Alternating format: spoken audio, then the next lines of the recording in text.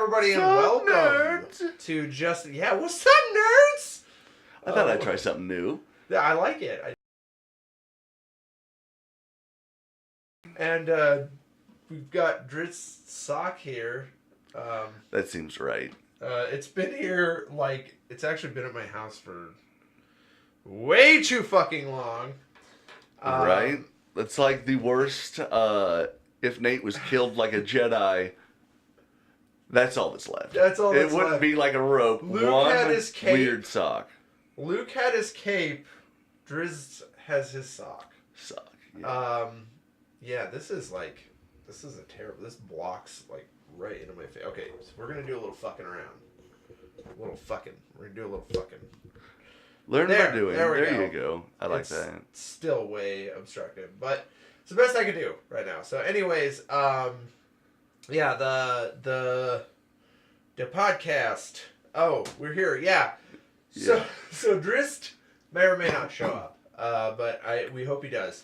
But we're here for you guys today. We're gonna bring you some nerdy news. We want to talk a little bit about our favorite Christmas movies.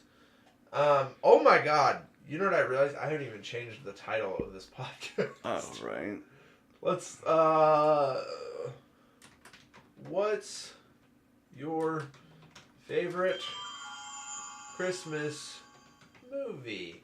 Question Did you mark. spell movie correctly there? I think we botched that one.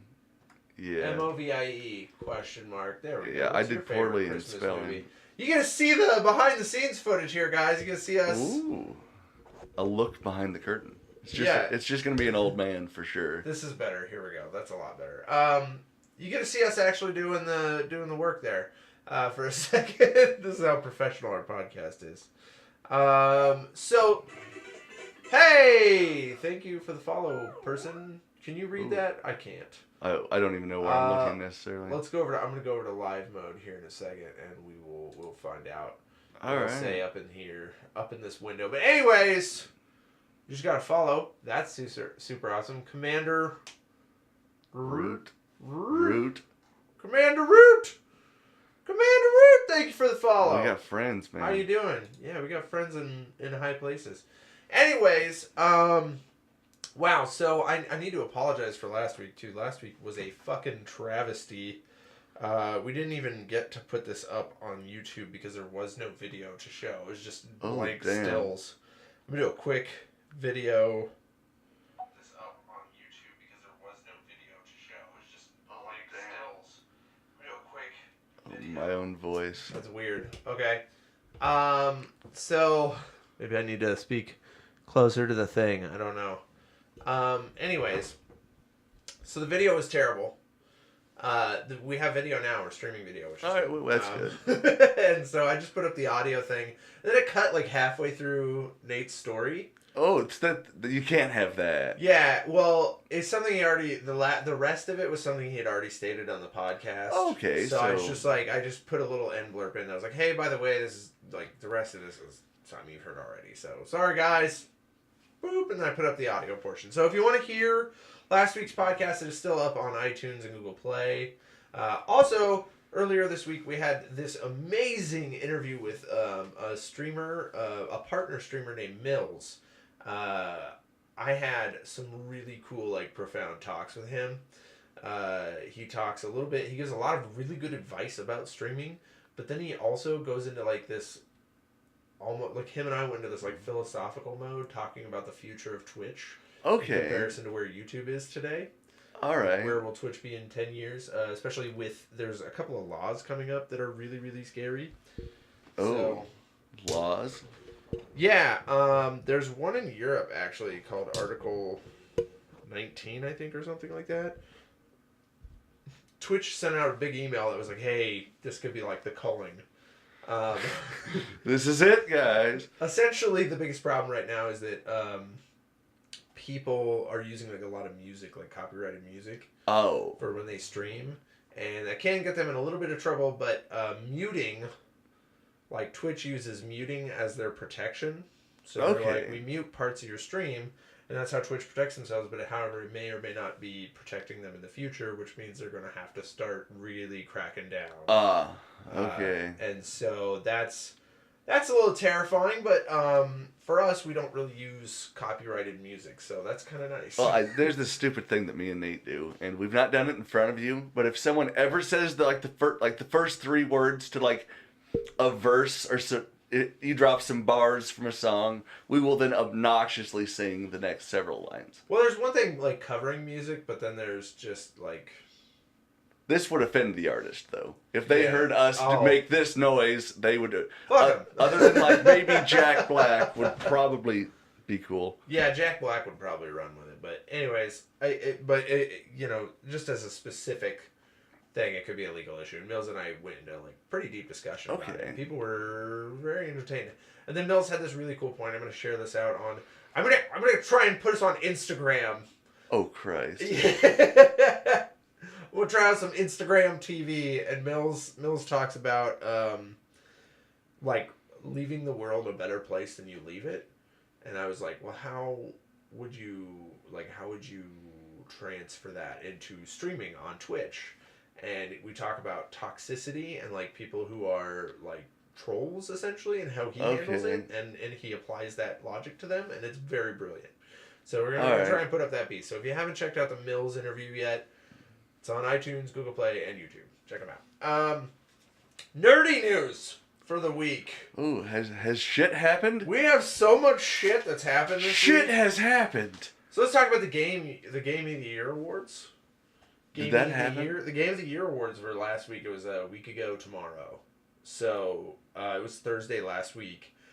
Any guess on who won? If you don't know, was it Red Dead? No. Oh, I don't know. So the main contenders were Celeste, Red Dead, Spider-Man, and God of War. I'm hoping to Spider-Man. Here's to Spider-Man. No? God of War won. Is it that good? Game of the Year. Is it Apparently that good? It's that good. It also won Best Game Direction. Okay. I've played a lot of the other Gods of War, and I wouldn't give any of them Game of the Year. Well, I feel like the first God of War did win Game of the Year. That one was good. I will retract statement redacted, because that was... When the God of Wars came out, each of them, they were like technological marvels because they pushed the envelope every time. So it's surprising given its competition. Okay. But also it's had enough time to kind of live in. Like a lot of people have been able to live into it, so... And, like, Red Dead just came out. Yeah, that's what I was thinking, like, Red Dead's problem. Red Dead Redemption did, however, win Best Narrative, Best Audio, and Best Score. So, Red Dead held its own. Nate told you what he calls Red Dead, right? Rootin' Tootin' Cowboy Shootin' 2. Yes, Part 2. He said that in front of me one time, and I was like, oh, if we don't say that on the podcast at some fucking point. That's how I name all my streams now. It describes it so perfectly. It is. Okay, and then Best Indie was won by Celeste. It also won... What the hell is Celeste? I feel like I should know this. Celeste is actually, it's like a 2D platformer, very much like a retro game, but it's all about jumping mechanics. Okay. She has like dashes and stuff she can do, so it's really cool. People have been really digging it. It looks great. I will check it out. Platform. It also won Best Game for Impact. I have no idea what that means, but that's what Celeste got. That sounds like an award. Best Ongoing Game, which I did not know was a fucking category, but I know it was made just specifically for this title. Fortnite won Best Ongoing. Oh, because they do seasons and shit. Yeah. I don't know anything about Fortnite. It's like a lot of things. I see it, it's there, and I'm like, it can be there. It doesn't hurt me. I was just watching, so like part of like one of their events right now, there's something with a sword, and I was watching, and I know they've had another thing where like you could get the Infinity Gauntlet, you become Thanos, and then you just start fucking wrecking. Jesus Christ. So this one, like they gave you like the sword, and you just start whooping ass in the sword, and then he's like, I was watching, it was the Pacifist, I was watching him play, and he was like flying around and stuff. Is that Chris? Who is that? I can't even read. That's in blue. Christopher Goodrich. That is Chris. Hey, Jay. And Nick. I'll be Nick. I'm okay. That's not Nick. I'm okay with being Nick. That says JK. He says JK. That's Drake, a friend. That is Drake. I could be a Nick. So Can you play musical instruments? Not a one. Yes. Not even a little bit. You can't be Nick then. Like I have a MacBook, so I've fucked around on the GarageBand a little bit. I made a weird loop. I was trying at one point. I thought that rapping might be for me. So I was like trying to come up with like a little bit of a loop. Oh, hi, Chris. That's fun. It went no place. It's far from a mixtape. You're gonna have to play that on the podcast one day, or put it out there. Best mobile game, Florence. No idea what it is. And then best streamer, Ninja. Ninja got best streamer. And then best esports athlete, Sonic Fox. Again, people I don't know, but I'd love to get to know you guys a little bit better. So those are the big things of the year. One huge notable thing. That sign has moved, or that District 9. We're about to lose it. I'm nervous about it. I've been hurt before, Jim. What is Chris saying over there? I can't read. For some reason, Nick was on my mind. Sorry, Drake. Oh, sorry, Drake. Can you not? That is 3 feet away, man. No, my eyes are. Really? I need new glasses. I need to get my contacts. I can't even imagine glasses. Every person in my home has glasses. Like, there's not one member of my family that don't have terrible eyes, and I'm like, nerds. I have contacts. I just don't wear them enough.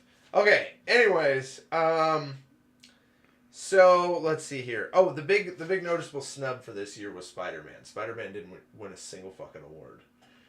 I didn't play it, but I've seen it. I know. I can't believe that could be true. People were like, "What the fuck?" They were so pissed, and it never happened.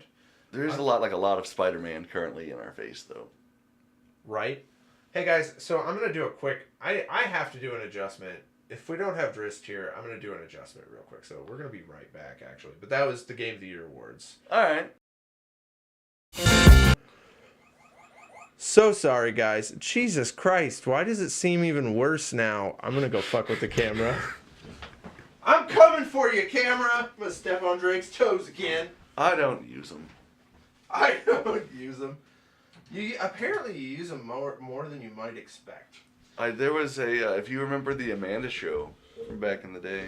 I do. What a nerdy reference. I appreciate it. You want to hear a super nerdy thing? My best friend growing up was a man named Josh.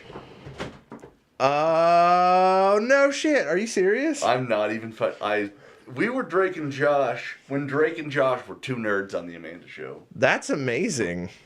I dig it. I really dig that. Right? Like that everywhere I'm like, "Hey, I'm Drake, this is Josh," and people are like, "Bullshit." We have driver's licenses. We will prove it. We have driver's licenses and evidence. I dig it. I dig that a lot.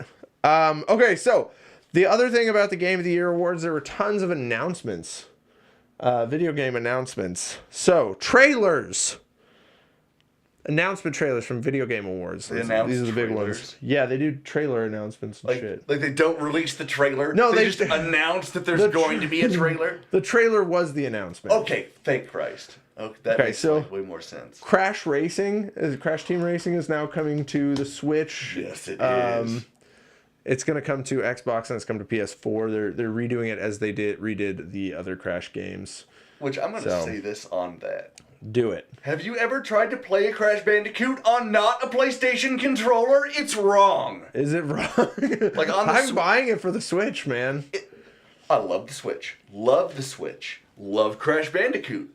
For some reason, just like a little is lost in translation on that controller. You're like, it's the same fucking controller, right? No, it's not. Maybe I'll use my SN30 Pro just because those joysticks are like basically PlayStation joysticks. I don't. Are you talking about like the? Is it the? Not the Pro controller, but the one that looks like a Super Nintendo controller. There's one like that. Oh shit! I've never shown you this controller. I'm coming back across the room, guys. Dude, I'm gonna see this and I'm gonna be like. Guard his fucking toes. I have been playing. This is a Switch controller. Oh, cry! This changes the game, Jay. It's basically a Pro controller. It works as a Pro controller, but it's built to be like a Super Nintendo controller. Okay. So it'll also Bluetooth to your computer. No shit. So you can play all your retro games or your ROMs and shit how you want to. Do you Steam? I have Steam, yes. Does this work as a Steam controller? Yeah, it's a. I mean, okay, so all right. It Bluetooths to your computer like any controller would. Oh. So I don't know enough about video gaming, Jay. For a person who likes to play video games, I know nothing. I love that thing. I feel like, but Crash Team Racing, a thing that no one knows that I will tell you is before you get it.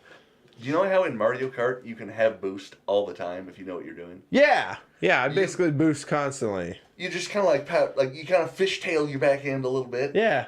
Yeah. So if you do that in Crash Team Racing, you'll never lose. Not one time will you lose. Oh wow. Fishtailing, just like always have your hand on the same way that when you get enough of a power slide, you get a boost. I dig it. I know a lot about Crash Team Racing. Okay. So we should continue the nerdy news. Okay. Just for people. There's other news. Avengers Ultimate Alliance 3 is coming out for the Switch exclusively. If you don't remember Avengers Ultimate Alliance 1 or 2, 1 came out on the GameCube, 2 came out on like all the later consoles.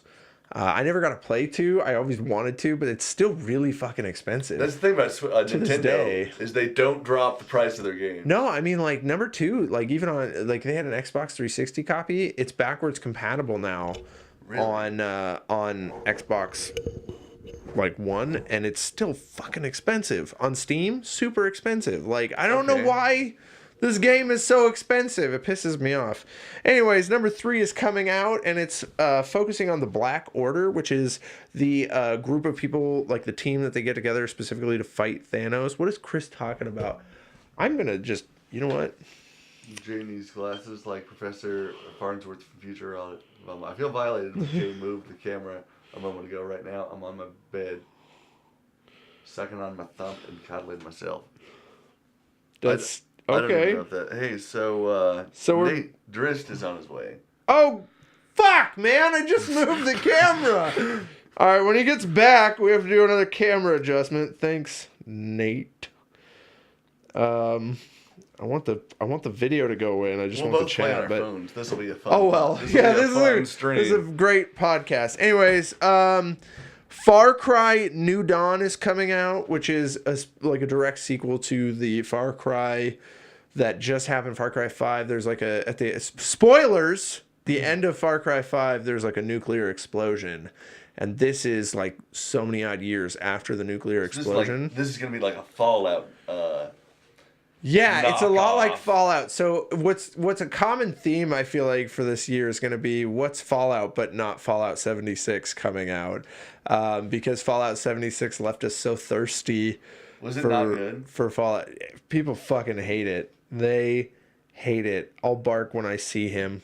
Okay. I keep telling people that I'm going to make a screeching noise. This is how I've been manipulating people at work to do what I want to. I'll screech at you. Okay. I have never screeched. I don't even I say I would do it, and one time someone was like, do it. I'm like, I don't honestly know what noise I would do, but I can be very loud. Mortal Kombat 11 has been announced. Looks really cool. People are still a little worried after all the microtransactions from 10, though. Yep.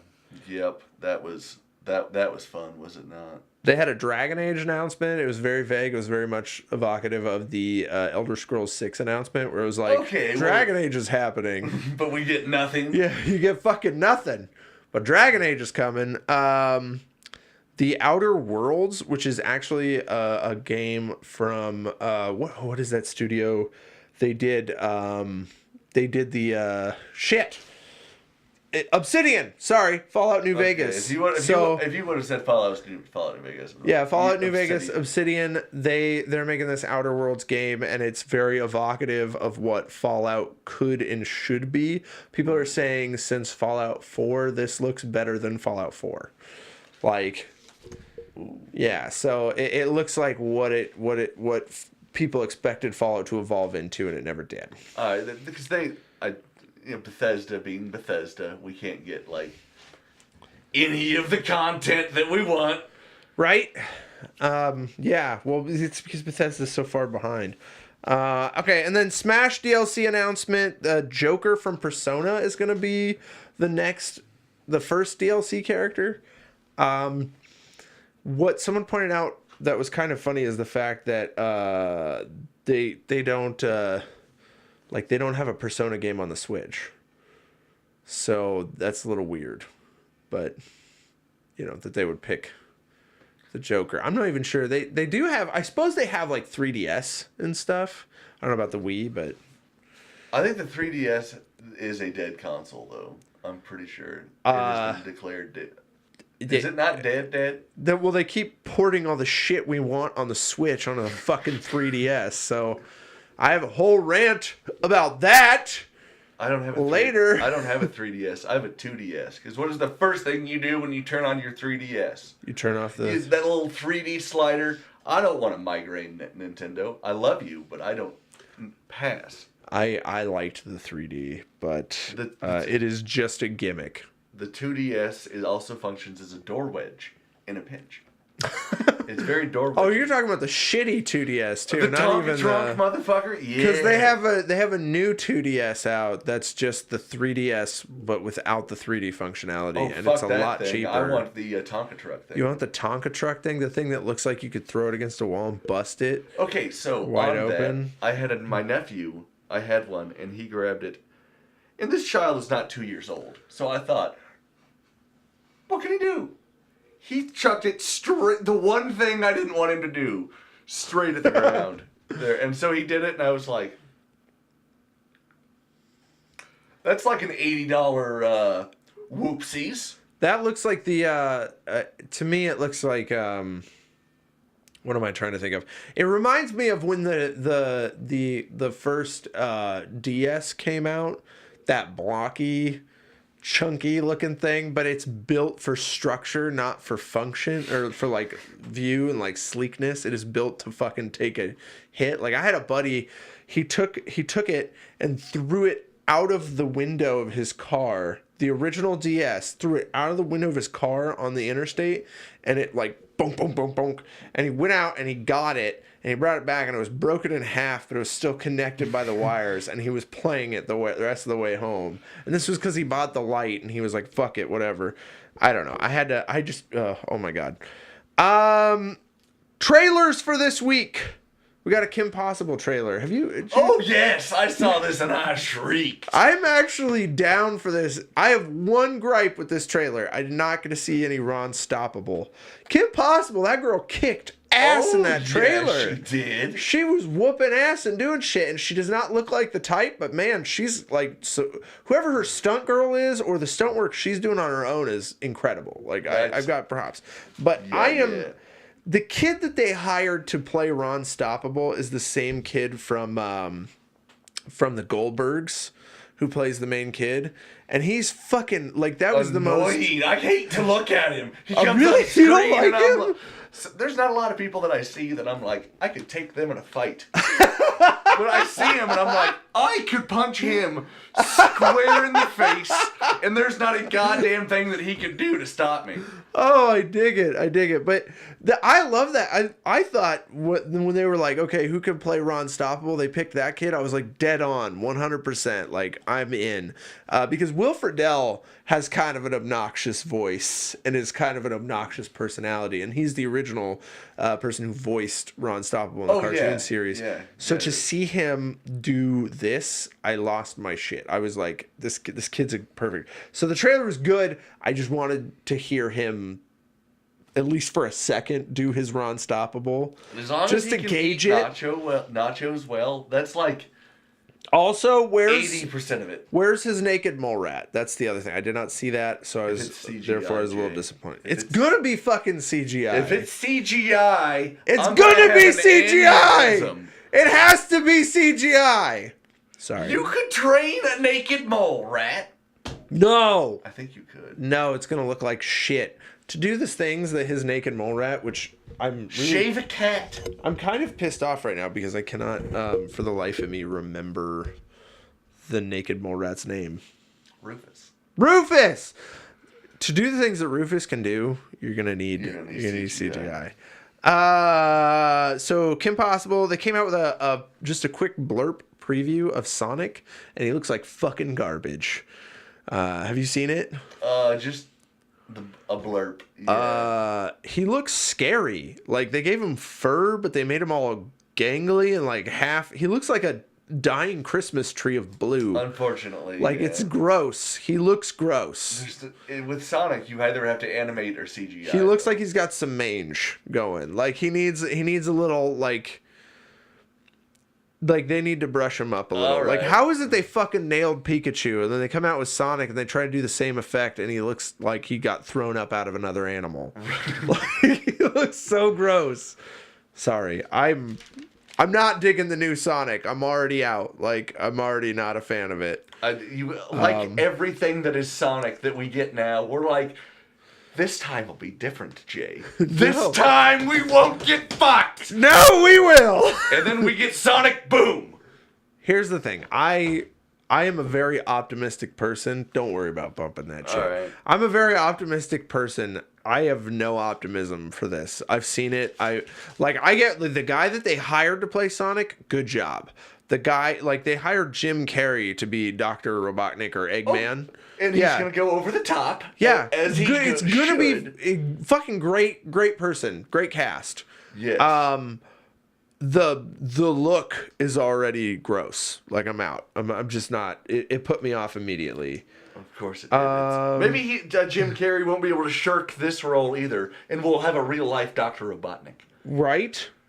Okay, and then let's see here. 2 shows coming out. Future Man Season 2 trailer came out. It's going to come out early January. If you haven't seen Future Man Season 1, you should go to Hulu and watch it. It is fucking awesome. It's hilarious. I have no idea what this even is. PETA from Hunger Games. I don't remember his name. Josh Hutchabutcher. That sounds right. He is like he gets into like he's just a gamer. So essentially, because this is kind of the plot of another movie, and they pointed out. I think it's The Last Starfighter. So he's a gamer. He finds a game that only he plays, like no one else will play. I think it's called Future Man. Plays the game so much that he finally beats it. They say it's impossible to beat, and he finally beats it, and people show up from the future and are like, since you've beaten this game, you're our only hope. We designed this game to find the person who's our only hope to save us in the future. It's a comedy, though. It's got Seth Rogen wrote and produced it. So the future's really fucked up. The 2 characters they send back are great. The one guy, Wolf, kills me. Like, there's a point where he gets stranded in the 80s while time jumping, and he spends the entire 80s addicted to cocaine, learning how to become a chef master. Cool. What else are you gonna do in the 80s? I think he goes by Corey Wolfhart, I think, or something like that. He's like, my name's Corey Wolfhart, and that's how he talks the entire time. So that's because he realizes his identity is just a loyal soldier, and he's like, that's nothing.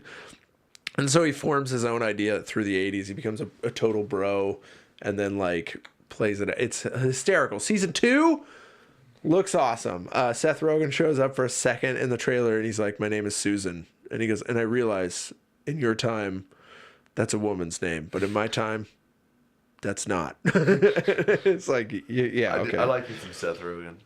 Yeah, I'm absolutely pumped. And then the other thing that I'm excited about, the last chapter of a series of unfortunate events is coming out on Netflix. Yeah, did you catch the other 2 seasons? Of course. They were fantastic. I love that show. As soon as it comes out, I gobble them all up. Yep, January. So like turn of the year, they said it's coming out. So I'm gonna binge that one out as fast as I can. That's gonna be yeah. Give me something like that. I need a new goddamn show. So I've been caught up on everything. I'm under caught up. Marvelous Miss Maisel season 2 just popped up. Do you have Amazon Prime? Yeah, I did. Have you? I do. Oh, have you seen Marvelous Maisel? No, I have not. Check it out. It's really good. It's about a female comedian in the 50s, how she kind of comes to be. Just, I don't know. I'm trying to figure out like the best way to like portray the show. It's funny, but it's brilliant. Tony Shalhoub plays her dad. He's got my favorite moment of the entire series where he's like, his mom gets pissed off at him and like shuffles his office out of the office space, puts the dining room in there and puts all of his office shit in the dining room space. And eventually he builds like this barricade of doom into the dining room and he like pops out of it. And like, this is all due to like, she gets divorced from her husband, Miss Maisel, at the beginning. Like, so she's living with her parents. And there's a point where she's like, it's gone so far into the season and so much shit has happened. And Tony Shalhoub has suffered so much from this. And she's like, I don't know if I made the right decision. And he's like, you don't know if you made the right decision. Do you see my life right now? And he just has a fucking meltdown. He's like, ah! It's just that frustration point. It's amazing. Lois Griffin plays Maisel's best friend, though, right? Alex Bornstein. Maybe not her best friend, but like her friend. She's on the show. Her community, her comedy manager. Okay. And she's fucking hilarious. There's so many points where she like shows up and they're like, what's your boyfriend doing there? And she's like, that's not my boyfriend, that's my manager. And they like say her name or whatever, and they're like, oh. There's a joke about her looking like a man, and it's so funny every time the way that it's played off, because she doesn't give a fuck. She just goes and then walks away. She's always growly and shit. So that's trailers. Oh, you hit like on this. Doctor Strange, Jodie Whittaker is coming back for season 12 of Doctor Who, which isn't going to be till 2020. So this brings up an interesting point that I was thinking about the other day. Doctor Who and like the BBC and the Netflix and like all the streaming services have come to this idea that I wish the rest of television could get with. Okay. It's just shit comes out when it's ready. So if you think about it, like Doctor Who, Sherlock, the best programs on BBC come out when it's damn good and ready. Like they don't it's rush one of those it. things that you can't, because if you I don't know if you've watched any of the Doctor Who this season. I watched the first 2 episodes and then I dropped off at Rosa Parks. Third one is the good one. I know, and I want to get back into it, but Rosa Parks. I know you're thinking, you're like, this can't be handled very well. I will even tell you. I know you said it was amazing. I haven't gotten into it. They put yet. Martin Luther King Jr. also in the episode, and it's just for like a little bit of flair. I know. But for a second, I want to. I really do. I really want to. Anyways.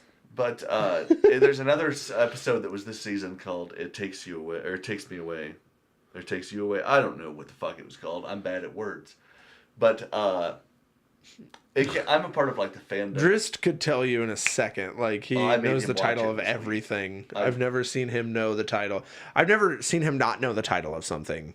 He knows it by heart. It's weird. But it's about like a blind girl who can't see that there's like a portal to another dimension.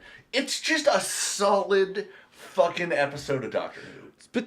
And that brings up the point. It's just shit comes out when it's ready. Like Stranger Things season 3 is going to be coming out over a year and a half past when season 2 came out. You know what? It's a really good show though. Always. And that's what I'm saying. Like so it just comes out when it's damn good and ready. I'm thinking like Supernatural comes out 24 episodes a year at the same time every year, and I think that show crap that shit suffers out. because they're garbage. Pooping it out.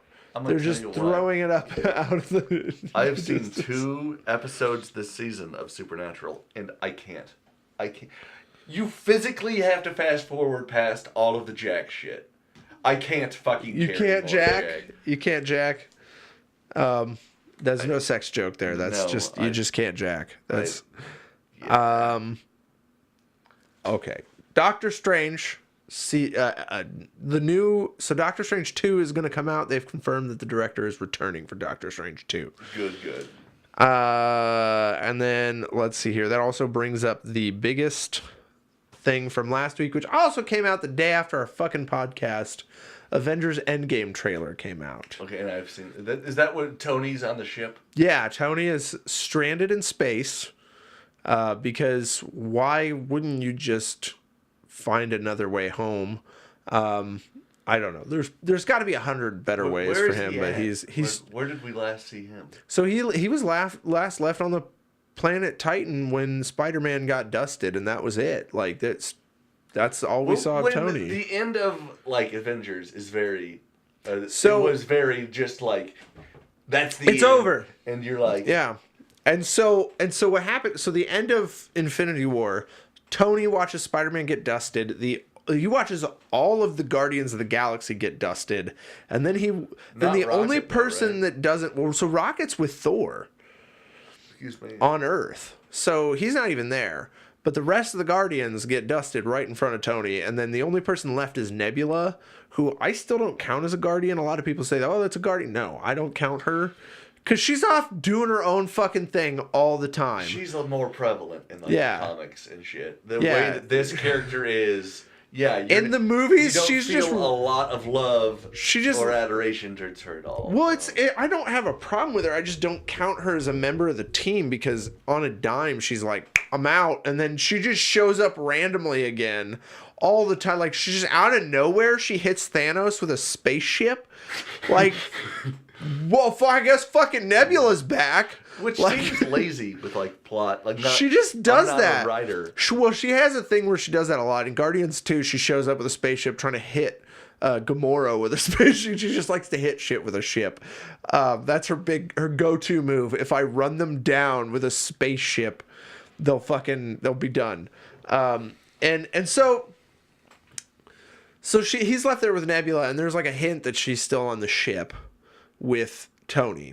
Like, there's a point where she even brushes his shoulder, it looks like. You could tell it's someone's shoulder and it's kind of his clothing, but you don't see a face and you don't see him moving. So it's like, is he dead? I think it's meant to imply that he's dead. Do you want to hear what I'm thinking? What? Just from being I know some shit about the Avengers. Souls can be when they're killed by Thanos with his glove of terror. Yeah. They can be souls get trapped in the Soul Stone. Right. That's where all the people are. That's where everybody is. Well, yeah, so... They're coming back, Jay. That's a theory, and here's what I think would be cool. So we're seeing this part of the trailer, right?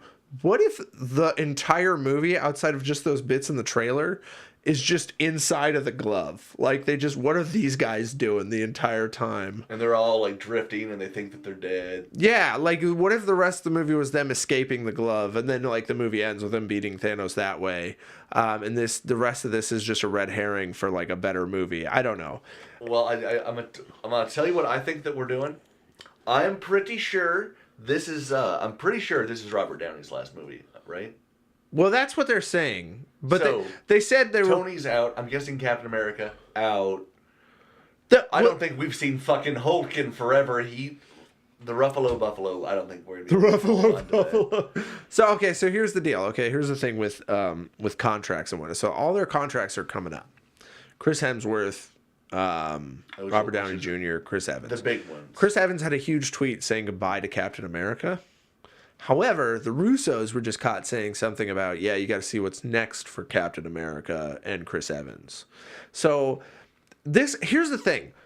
The entire Disney Marvel team are fucking game players. You do not know what's going to happen until the movie is out. Because like, the Hulk was in the trailer for Infinity War. And that was a red herring that completely cut him out. He didn't show up for hardly any of that movie. Just the one moment where it's Bruce trying to turn into Hulk and Hulk yells no. Yeah. That's it. So they are game players. We don't know what's going to happen until this trailer even, because someone was talking about, like, they were pointing out, like, all the times there was misdirection in the trailers. Even in Thor Ragnarok, Thor's eye, that wasn't a thing until the movie was released. Like, they came out with scenes in the trailer where he had both eyes, and then in the actual movie, that cut of the scene, he had no eye. Was there a reason for that beyond... Just giving him weird eyes? It's an homage to, like, the comics, because there's a point where he, like, loses, and it's sort of him being Odin, like, becoming the next Odin. Okay. In a sense. But we don't know. So in the trailer, Tony is off in space. They switch to Captain America and Black Widow, and they're talking, and they're like, this is our last-ditch effort. They run into Clint Barton as Ronin instead of Hawkeye in the streets, and he's off murking people, like straight up murdering people. So the assumption is, and the way that they present it in the trailer, because they're like, some people lost whole families, and they kind of show him. The assumption is his whole family got dusted. Okay. And then the end of the trailer has Ant-Man at the front door. Oh, yeah. Yeah. Watching the new Rockstars breakdown, if you haven't watched the breakdown for new Rockstars, they point out this huge thing. If you look in the corner of the video is from 1980. It is dated in the 1980s. So this is a 30-year, this is a thing that's like actually almost 40 years. So the assumption is he's traveled through time. Have you seen Ant-Man? Ant-Man and the Wasp? Yeah, and they say at the end, don't go through a time vortex. Here's my problem. This is what I'm worried about. I don't give a fuck about time travel. It's messy. It's shitty It's on plot. It is so well. dangerous. And yes, I trust the Russo brothers, but not that far. And here's the problem, okay? I don't want to go back to the old movies and watch now Avengers interact with Avengers from the old movies. This isn't fucking Doctor Who. If I want that, I will rewatch the old movies. Which I have. Yes, several times. What I want is new content. Not doing with time travel. So can we just not do the or can the time travel just be this little minute shit? Give me little time travel bits. Like, I just want it to be a little bit, and then it's done, and then they move on to bigger and better shit. Fuck time travel in the Avengers. You have to do it very sparingly if you're going to do time travel. Like, yeah. Try to think of a good movie where they've used time travel well. It gets real convoluted real fucking quick when they do. Yeah. You're like, how did that goddamn work? And the pickiest of time travel, like people who love to watch like time travel stuff, they just don't. They'll rip that shit apart. Yeah, even the best stuff they'll rip to pieces. So no matter what, you're gonna have trouble. I'm not into spending this movie watching them time travel through shit. I'm just not.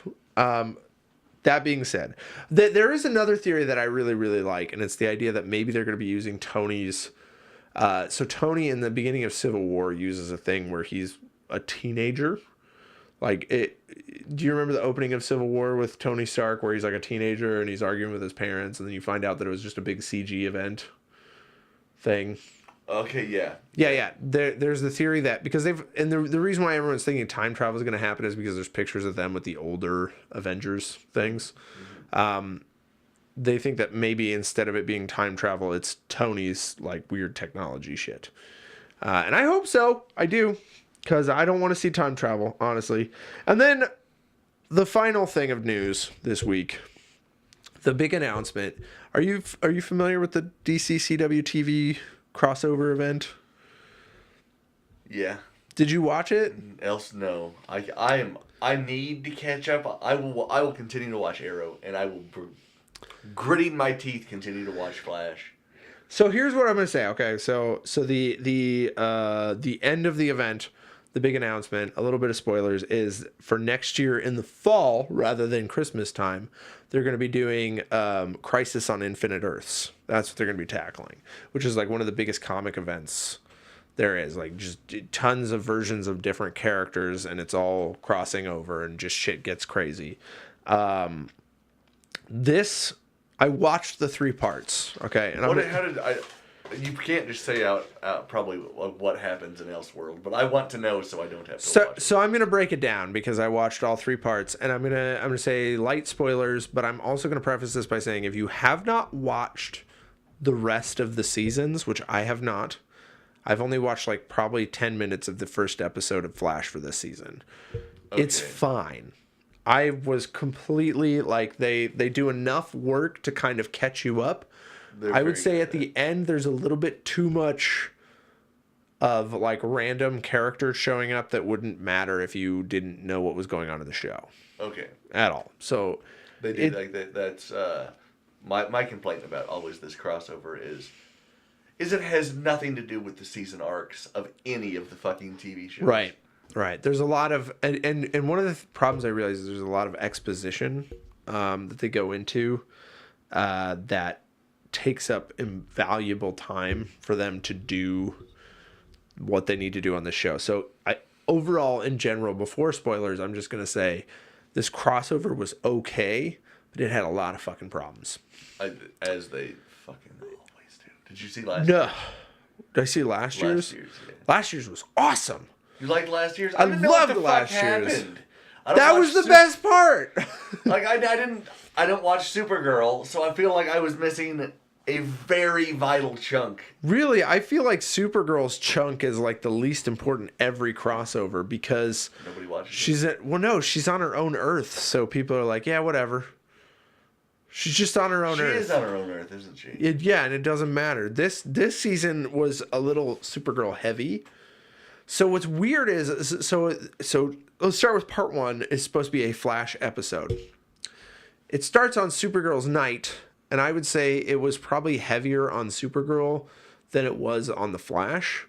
But the reason why they considered it a Flash episode was because Team Flash was so heavy in the show. Okay. So what happens is they show up. So Oliver wakes up as Barry, and Barry wakes up as Oliver. And they both know that that's wrong. Yeah, they have an identity swap. Barry has Oliver's powers or Oliver's skills, and Oliver has Barry's powers. First of all, it doesn't make sense that Barry would have all of Oliver's training.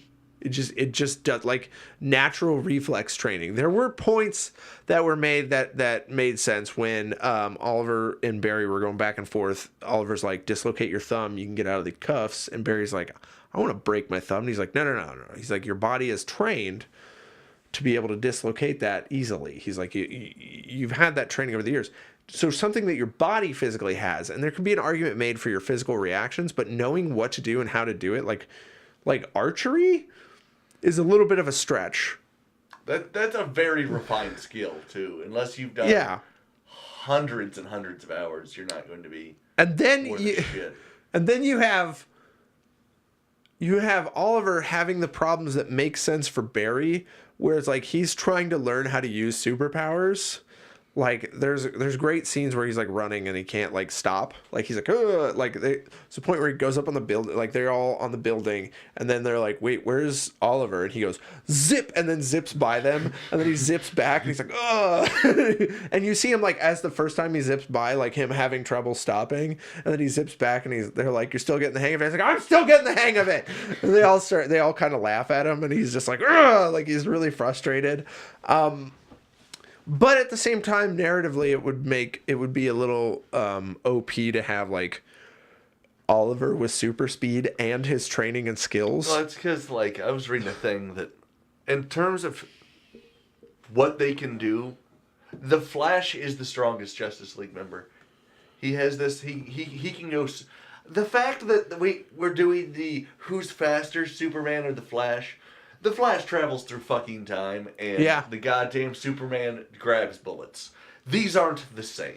Yeah, I agree. Well, and this maybe the problem though is like you have to have the capacity to go slow too. So the Flash has to beat Superman, but by a margin.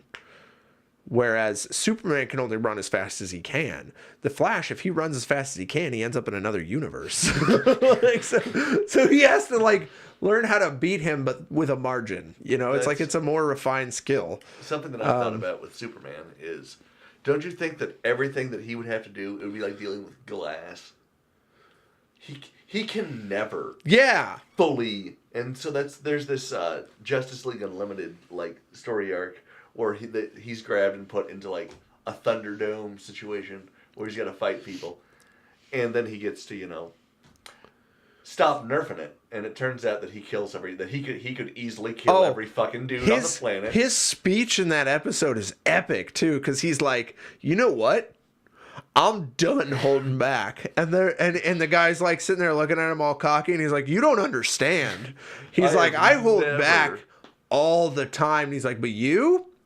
I'm not going to hold back on you right now. And that guy's like, what? And he's just like, boom, boom, boom, boom. It's a lot like that scene where the Hulk grabs Loki and just starts fucking slapping him around. And he's like, puny God, puny God. And that was the best part, like, of that whole. I was blown away. That big speech. I love that when Superman's just like, I'm done holding back. Like, I'm out. Gloves are off, buddy. Like, Right? you've pissed me off. That's me at work. I don't tell a lot of McDonald's stories, but the place where I work, I'm not the smartest guy in the world, and I won't ever claim to be, but I'm a god when I'm at work. I can anticipate problems before they happen. And lead. And both of those skills no one at McDonald's has right now. You want that. You want to be able to, like, see things coming. So, okay, so we're gonna get back into the Elseworlds, right? All right. So Barry, okay, let's see where we're at. Okay, Barry and Oliver, they have identity swaps.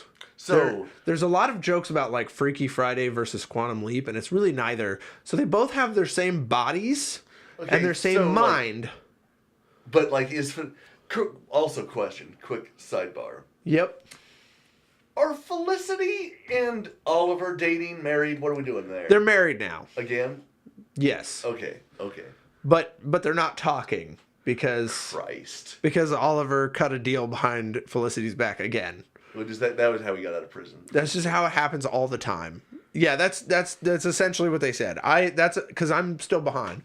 But they're married but estranged, I think is the way that it's pointed out. Jesus Christ. Again. So they're always like, we should get married, and they get married and it goes poorly, and they're like, we should get a divorce. So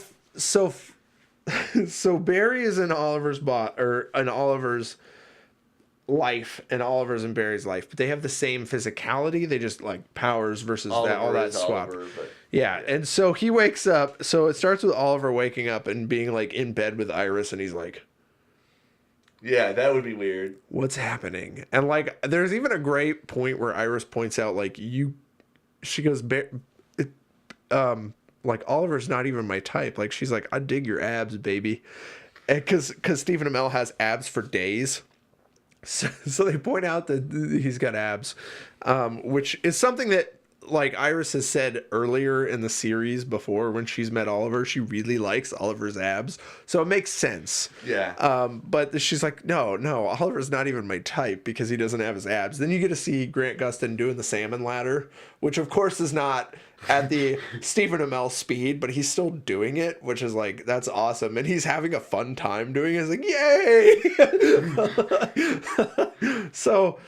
So they end up, like, they get together and they realize, like, hey, we have different identities. So they get together and they meet up with Team Flash, and Team Flash overreacts beyond fucking belief. They smack them in the heads to knock them out and then lock them in the pipeline prison because they're like, something's going on. And they're like, yeah, we told you. And they're like, no, we don't believe you. Dude, it's good to see T-Flash doing this, but when they actually have to deal with a problem... Team Flash is incredibly brilliant until it comes to an actual issue. So one of the gripes about being a little bit behind, there are a few things I don't understand. Harrison Wells is now French. Okay. And stupid. Do you want me to catch you up on where we are on that? Yeah, put me on. Why the fuck is he French? Okay, first off, every season, if you watch it, this is also Dan. For the Scrubs lovers, the brother Danny, is Harrison Wells somehow. And it's one season to the next. There is what had there's always a new universe. Exactly. So this is and it'll never be a Reverse Flash, because obviously the first one was Thor. Eobard Thawne. Yeah, Thawne. There it is. But so every season so at one point they just put out like a message to all of the other universes, we're looking for Harrisons. Yeah, they start the Council of Harrisons. Which I've not seen how to get to the French one, but I'm going to guess it's stupid in that way. Why? So here's the thing, like, almost every Harry that they've had so far is the same. Not the same, but a relatively believable person, like an actual human being.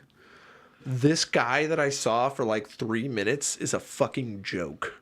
Yeah. And I was insulted. Okay. I was insulted seeing him. I was just like, this is stupid. You're not used to CW trash. That's the garbage they feed us constantly, Jay. I'm fine with, like, I was fine with the Council of Wells. They are not people either. However, they are a joke, and they are the butt of the joke, and they are there to be funny. They serve that purpose. When you try to take that joke and make that a main piece of your narrative, your entire narrative is a fucking joke. I won't argue that. They don't know how to build a plot that doesn't involve Harrison Wells. And I'm like, if you're gonna fucking kill a character, fucking kill the character. Well, so, okay, here's the thing. H.G. Wells from season 3, is it? Yeah, he went by H.G. Wells, didn't he? I don't know. Harry.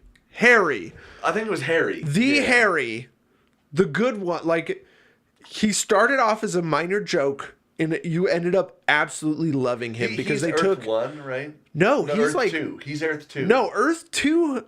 Okay, so Earth 2 Harry. We're on our third Harry now. I think this is like Earth 30 something Harry. Yeah. He's hiding. He's from the same universe as Gypsy. Gypsy is hunting for him. Yeah. He dies in season 3 by the hands of Savitar. So maybe that's 4. I don't know. Okay, he dies by Savitar. I've seen. He was a joke. And then he evolved into a character, and he was fantastic. And that was because he was believable enough. That actor actually, I should be able to tell you, Clavel or something is, or Clava. I don't know how to pronounce it. Tom Cavanaugh. Yeah. Cavanaugh. That's it. He's great. And he makes you love that character. But to go to the point where you take one of these joke novelty pieces and try and make you stand him this entire time, like, he was in there for 5 minutes and I was pissed off. He gave Superman his alimony check to take to his universe to give to his ex-wife. That's not gonna work, Jay. And Superman was standing there going, what the fuck? He didn't say that, but you could see it on his face! Anyways, I'm pissed off about that. My bank can't access your bank, dumbass. So the thing is like, so I guess this one is actually Earth 38, because Supergirl's, I think, Earth 38. This is the Earth 38 Harrison Wells. He's like a French dumbass. So now we get nothing Harrison against Wells the French, but this accent. character is a piece of shit, and he should insult you if you're French. I'm sure that he does. I'm sure. So, wow, I went into a really long gripe about this, but he pissed me off. Like, that pissed me off. That's the only thing that really threw me off in that episode. Or Drizzt, we call him. We're going to need to adjust the camera for a minute, guys. We're going to be right back.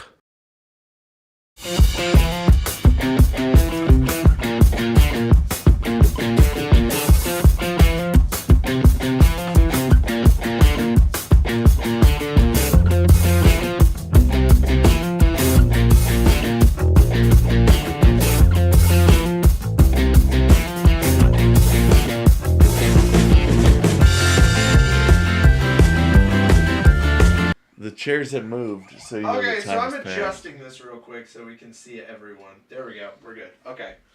We are back! I'm falling. The worst. Either you can throw that sock away or you can keep it, but my wife has been yelling at me for... I'm shrinking. My wife's been yelling at me for weeks about that. She's like, what the fuck?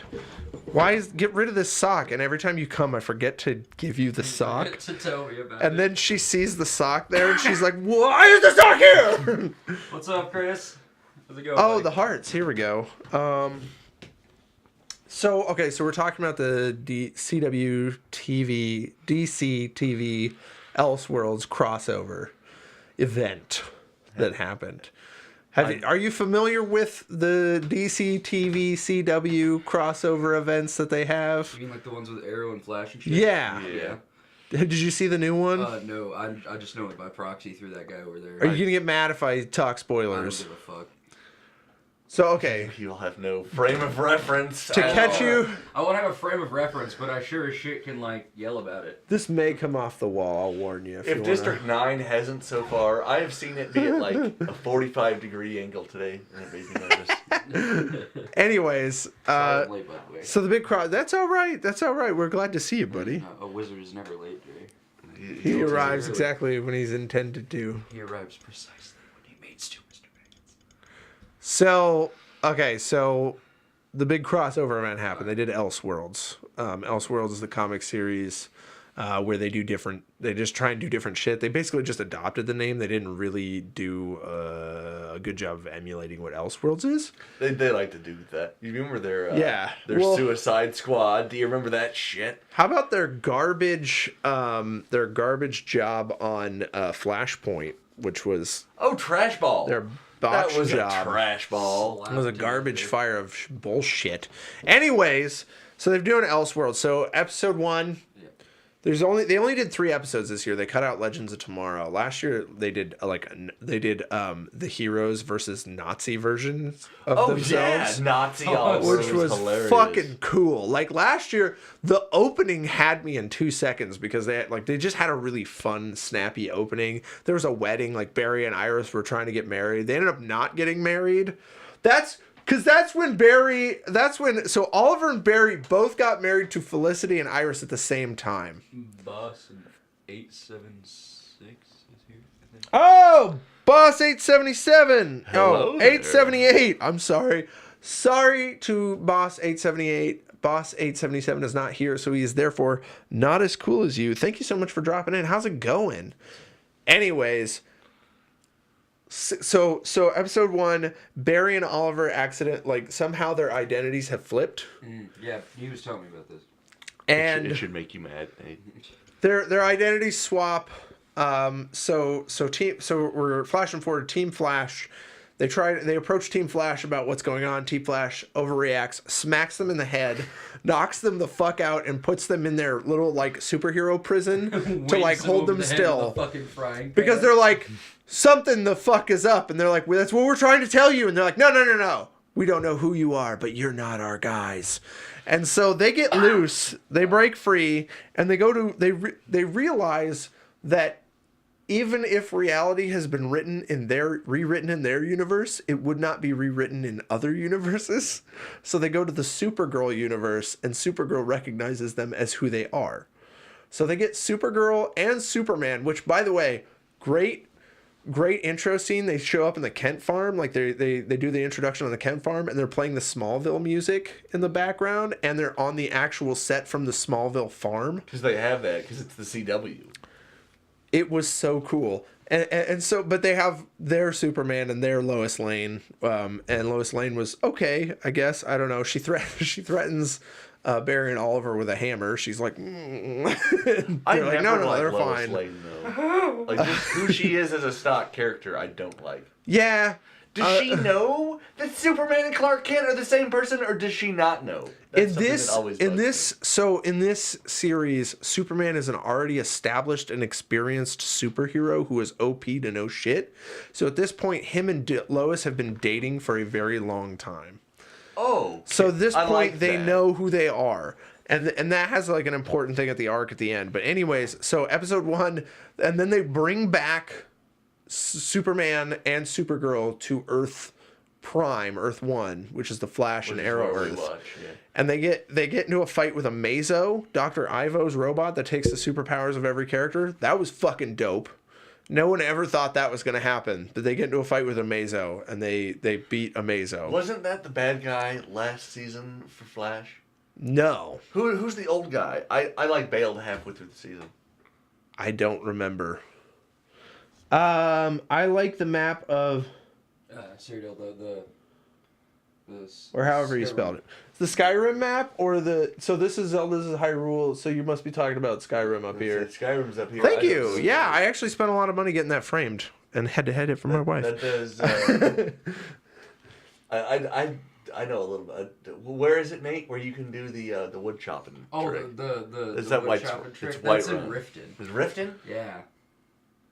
So there's a glitch. There's a glitch. If right at the end when you're done chopping wood, if you flick the toggle stick forward, you'll keep chopping wood.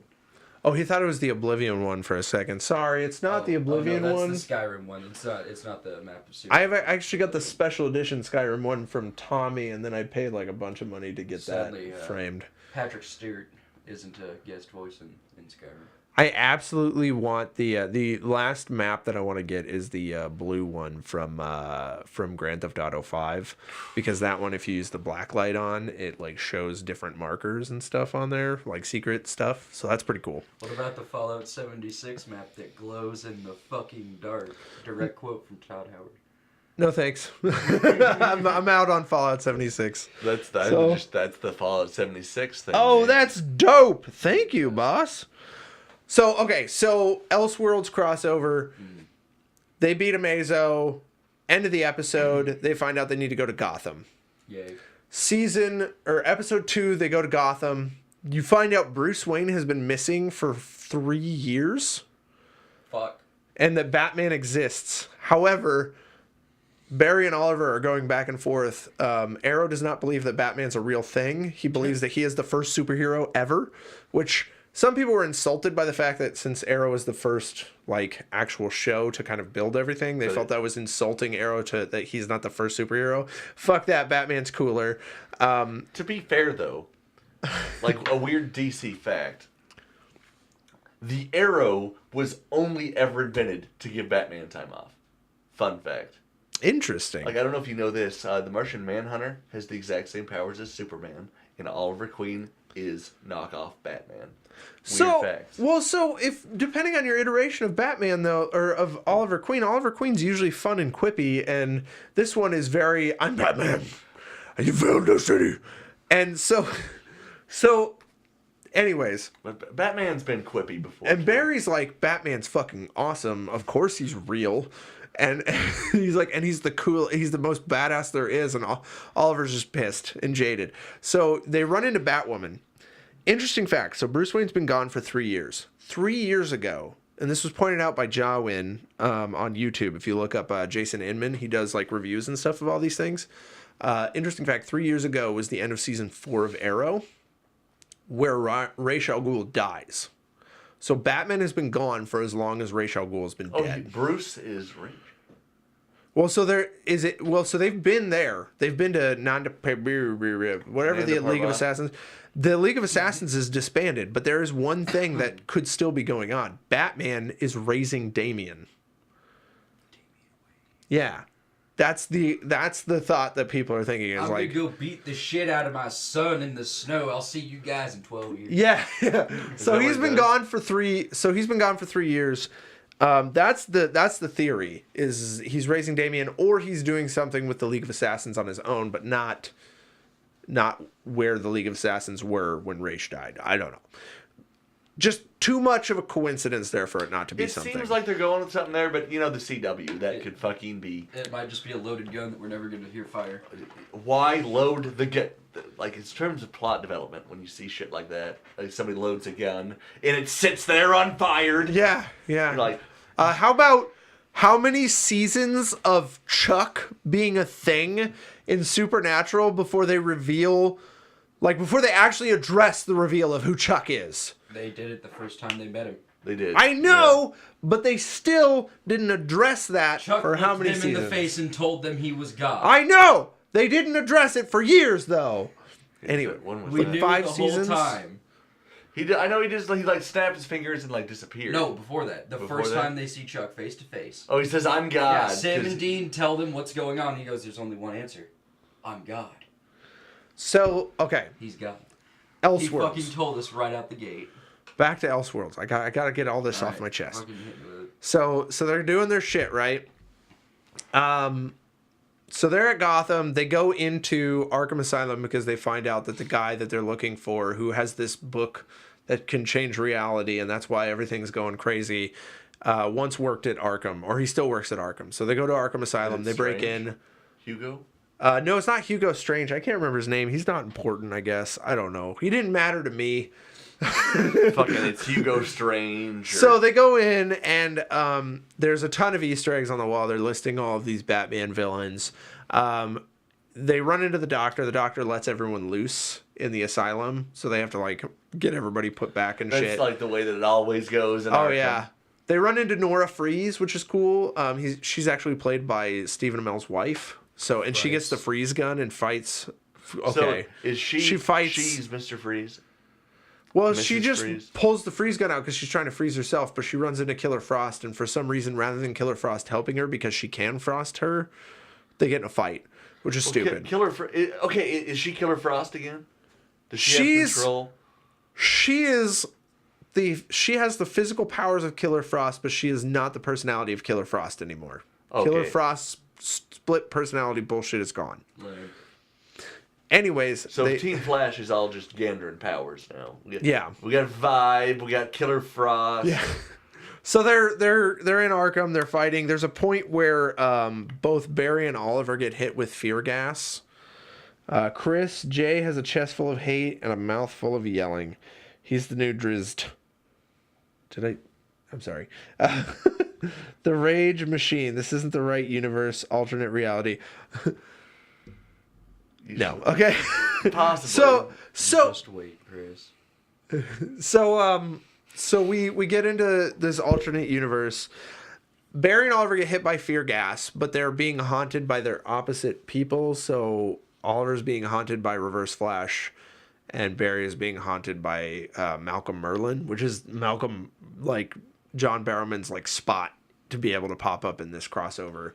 They brought back John. And they start fighting each other, and then Batwoman finally shows up by fucking slamming down onto a guy's car as he's about to escape. There's like the superhero landing. Yeah, she sticks her superhero landing, walks into the asylum.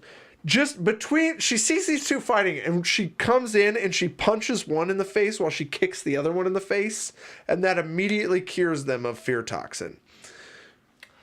The lazy plot devices on the show. Okay. Hey, Jay, you never know what kind of weird chemicals your brain produce after a serious concussion. I guess, because they were immediately like, up like a brain injury. oh, shit, sorry, guy.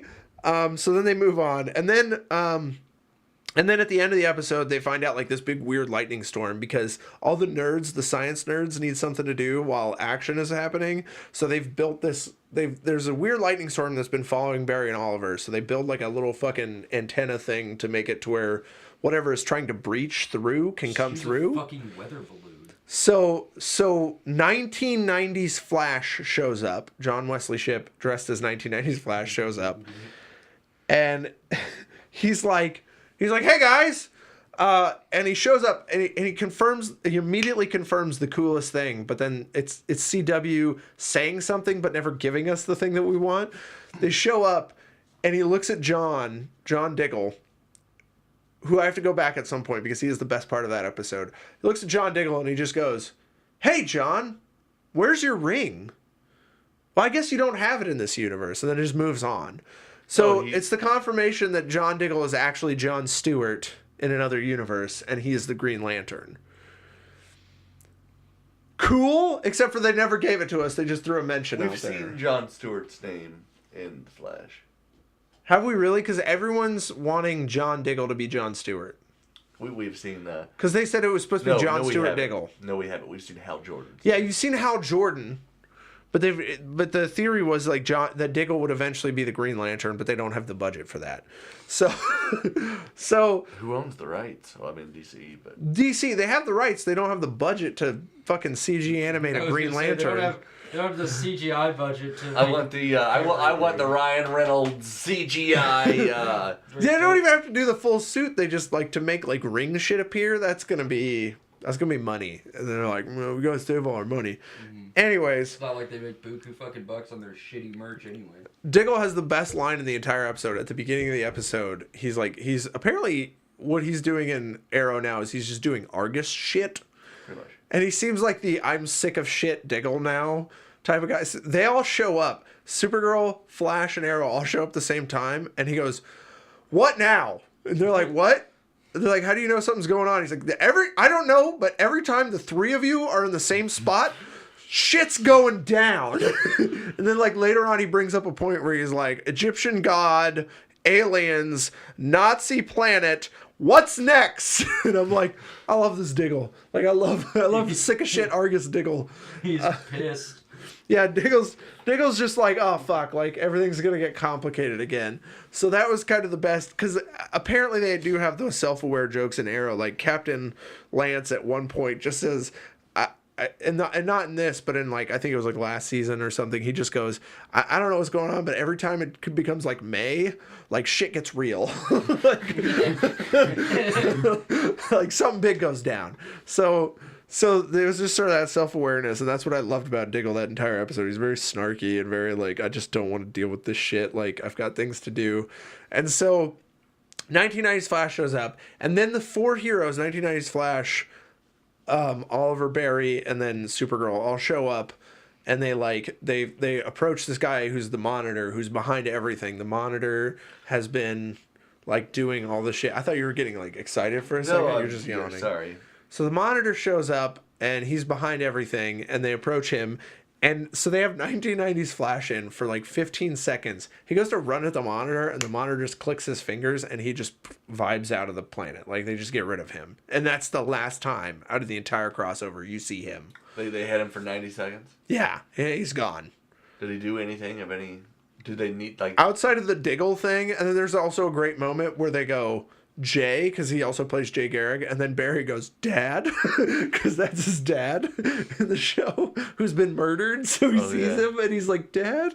Like, he really hopes that's his dad for a second, and it's almost comedic how he gets just slapped out. He's like, no, I'm Barry Allen, bitch. And it's like, whoa.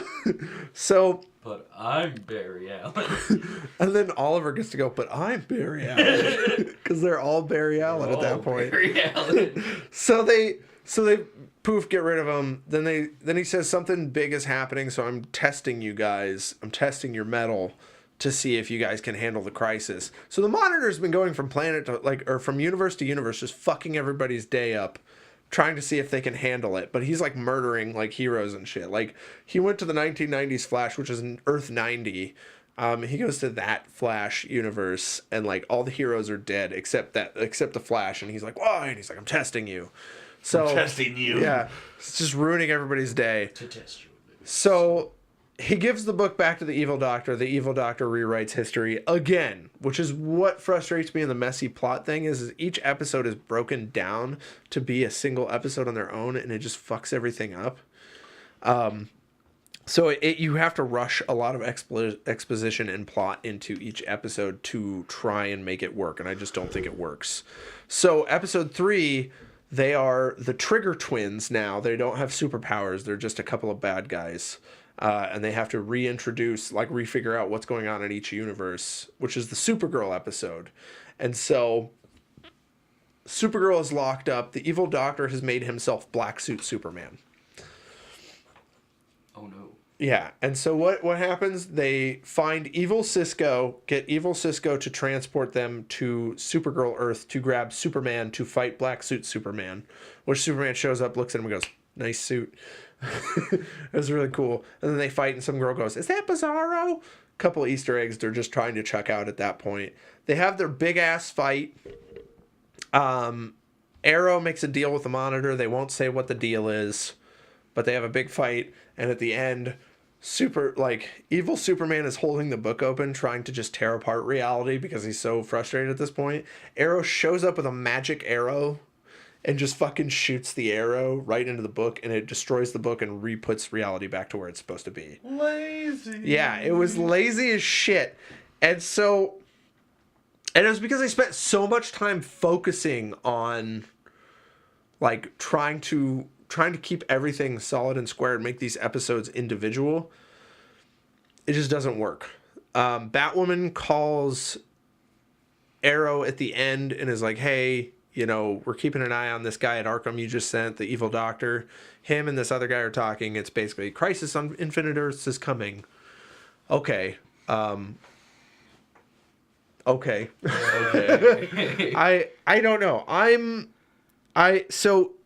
I'm just disappointed by the trying to break everything up, but I know they were trying to save budget for next season, like for the next one, because they said fall. It's going to come out in fall.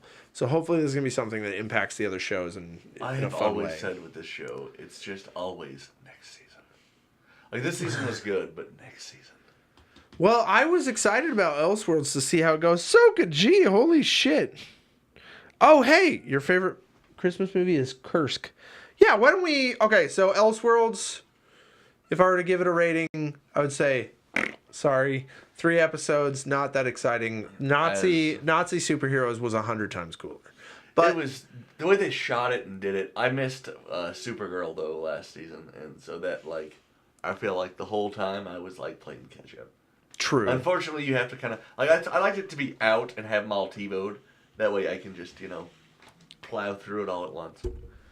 So I guess we can move on to the other topic that we were going to talk about. We're going to talk about Christmas movies this year. All right. Man, fuck Christmas. Do you not like Christmas? I mean, I like the camaraderie and spending time with my family, but everything else about it, I could fucking leave. Do you like Christmas movies at all? No. There's not even like some Christmas-y movies? You like Die Hard. Yeah, I was going to say. Everyone likes Die Hard. I was like, give me Die Hard. Who doesn't like, you can have Die Hard, but the movie I watch on Christmas is Billy Madison. Introduce the... Oh, shit. You have not been around for Soke yet.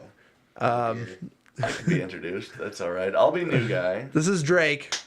Soke. Hi. Do not harass Drake, please. Soka G likes to sexually harass us. All right. You know what?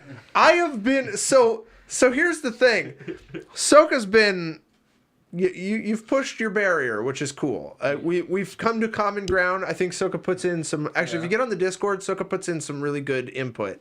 However, I have been sexually harassed way worse in the past month since by random people on street. Someone dropped in a picture of a penis, and then they clipped me reacting to that. I was just like, oh, that's a nice penis, but I think you could do better. There's a fucking clip on my channel.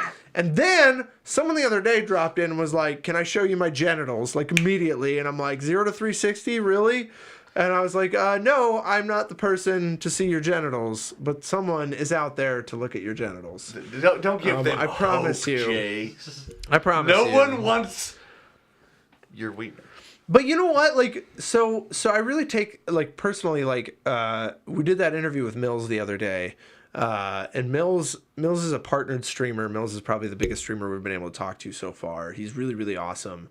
But what Mills said to me, really sat with me, in the idea of, so his personal philosophy is to leave the place a little bit better than you found it, just in general with life. And he says he puts that into his streaming, and I'm like, dude, I have army. You have army? What the fuck does that mean? What? Anyways, so Mills. So I'm like, how do you apply that to? I think. How do you apply that to streaming? And he said, well,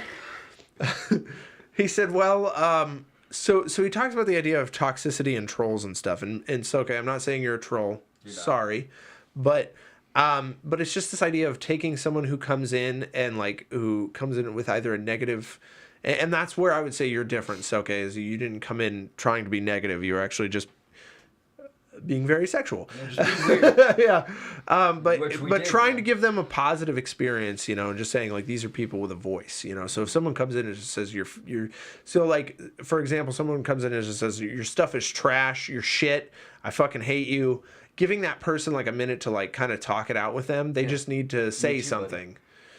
I fucking hate me too. What's your fucking point? Well, sit down and talk with them and let them kind of vent and voice out because they want to be heard. And so turning that into a positive experience. You're slutty. I like that. Hey man, that's your prerogative. So I really dug that. She, but I feel like Soke, that kind of something that someone could feel as a negative experience. I feel like we were able to turn that into a positive experience with Soke. We just joke and we don't read we hope explicit messages. Yeah, we hope you guys have a great that's all we want is you guys to have a positive time and feel like you're being heard a bit. So that's the other thing. We hope people feel heard on the chat. So. Chris, I said I'm a Christmas movie guy. I fucking watch Christmas movies. I'm with you. Fuck you. I fucking love Christmas. The closer it gets to Christmas, I start getting real ho-ho-y. So I have a list of my favorite Christmas movies. Tell me about them. I grew up on the classic Christmas Vacation. Oh yeah, I'll give you that one. I know every line Shitter's to that full. film. Well, you know what's weird? Shitter's full. That is one of my favorite things to yell at work. Shitter's full! That's when anybody catches you doing anything weird. I'm at work and they see me out in the corrals. What are you doing back there, Drake? Shitter's full. Shitter's full! I grew up on that, and what's interesting is my buddy is, I hate Christmas movie too. they are so predictable. Thank you. Yes. Oh, wait, so that's so. That's okay. That's okay. Thank you. So anyways, a buddy of mine hates Christmas Vacation because he loves Vacation, and I actually don't like Vacation that much because I love Christmas Vacation, and I Christmas feel like Vacation is by far. It's the only one that has Randy Quaid, right? Randy Quaid shows up in like all of them. Does he? Yeah, I think one he might not show up in, but Have I you think seen Christmas Vacation 2? Because that thing is an abomination. I've seen a little in the bit, and I eyes of gave God. up. I think I own it actually. My parents got it for me, and then I never watched it. I'm pretty sure Chevy isn't in it. Which No, it's not. It's just Randy Quaid, and it's pre-Randy Quaid snapping. So Randy Quaid full on fucking snap. Yeah. Can we just talk about this moment? I have to tell you guys about this moment. If you've never heard about Randy Quaid's full on snap, there's a point. So Randy Quaid and his wife got caught squatting in a house, I think in Canada. Yep. And I don't know if he went to prison for that, but then there's another point where he got in this war with some guy. He just hated this guy. And so what did he do? He filmed a video of him strapping that guy's face to his wife. Like he put it on as a mask, and he fucked her on camera. And he just said, "I'm fucking you right now. That's right, buddy. I'm fucking you." Like into the camera. Like Randy Quaid has snapped. Like he is a crazy person. You want to know what led up to the Canada thing? No. Okay, so him and his wife believed there to be a Hollywood serial killer killing not A-list celebrities, you know, like B or C, Randy Quaid level celebrities. So they ran to Canada and they secretly were seeking asylum from a murderer in Southern California. I swear to Christ, this is true. And they fucking took him. They were like, "That sounds about right." Yeah, okay. Yeah, okay. That's fine. So Randy's yeah, I know. This is I'm thinking about getting a second camera that just points out my window because there's like shit that pops into my tree constantly. Yeah. Is that a female cardinal? I think so. She would come live on a farm. I have a male. What do we got, cardinal. Chris? My favorite Christmas movies: Home Alone, Santa Claus, 8 Crazy Nights, and Lampoon's Christmas Vacation. So Christmas Vacation means a lot to me, though. I grew up with it. If there's one you have to watch every year, like for everybody, it's obviously on TBS or TNT or whatever the fuck. They're gonna run the goddamn Christmas Story on motherfucking loop. Oh yeah, and it's a good movie. I love that goddamn movie. I quote it all. He laid there like a slug. It was his only defense. I say that 80 times a year. My dad, my favorite character in that movie is the dad.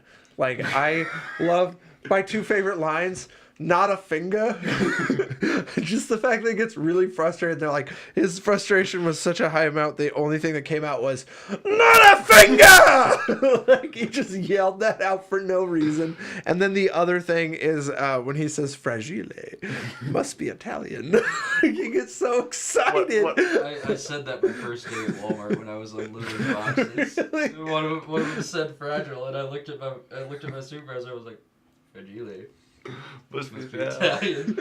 That is my dad. Like the dad is my favorite character. Like what I love about him is my favorite thing about him is when he goes downstairs and you just hear swearing and clunking noises followed by "It's a clinker," which is a coal that won't burn. Fun fact. Christmas Story is fantastic. My dad still cringes every time he sees a little kid get his tongue stuck to the pole. Because, fun fact, he went to Davis Elementary here. And he licked a pole. On the inside of those windows is metal. And so he licked that inside, but even though you're inside, it's still frozen solid cold. And he got his tongue stuck to the fucking window. At least you're inside, and like your access to warm water is not. Like, that's true. Well, he said it was still painful because they put a little warm water in there, but they still rip you off. Well, that's the only way. Where's your taste buds? So my dad loves that movie too. We kind of grew up on it. Very unpopular opinion. I love Fred Claus. Go fuck yourself. I fucking cry. Which one is Fred Claus? Fred Claus is the one with Vince Vaughn where he's Santa Claus's brother, Fred. Vince Vaughn. You like a Vince Vaughn movie that isn't Dodgeball? He had one, Jay. Look, And Fred. You're allowed to ironically like his shot-for-shot remake of Psycho. Here's the thing. Here's the thing that I love about Fred Claus. Okay, there is an awesome scene at the end. Like Fred his moral belief is that every kid should have something to open on Christmas, so it gives them the feeling that there's someone there that like gives a shit. Which is a nice feel. It's nice Yeah, to feel valued. and that's the whole point of Santa. But Santa's kind of a dick in this movie. Played by Paul Giamatti, who's another one of my favorite actors, and I think he's the most underrated Santa there is. I've never seen his Santa, but he pulls off like disheveled uncle real well. He did Santa so well. I don't know, dude. And so at the end, there's a great scene where all the kids get their bats and their hula. So Vince Vaughn's like, look, like we may be under, because the plot is fucking stupid and convoluted, but it's okay. Like there's a point where like, apparently Santa is owned by a corporation and they're just going to cancel Christmas because Christmas costs too much money. But he still has to give presents to everyone in the world. So that's their high expectation. So anyways, Santa gives, so they're opening up, like Fred Claus says, like, let's just give them all a baseball bat and a hula hoop. Just give them something to open so then they have a feeling like someone gives a shit. And so there's a point where you get to see all the kids opening their presents, and they like that's what they do every year is they all get together and they like stare into the globe and they watch them open their presents. And I almost cry every time because it's just this idea like all these children like get that feeling of like someone gives a shit, which it hits me. It hits me in the heart. I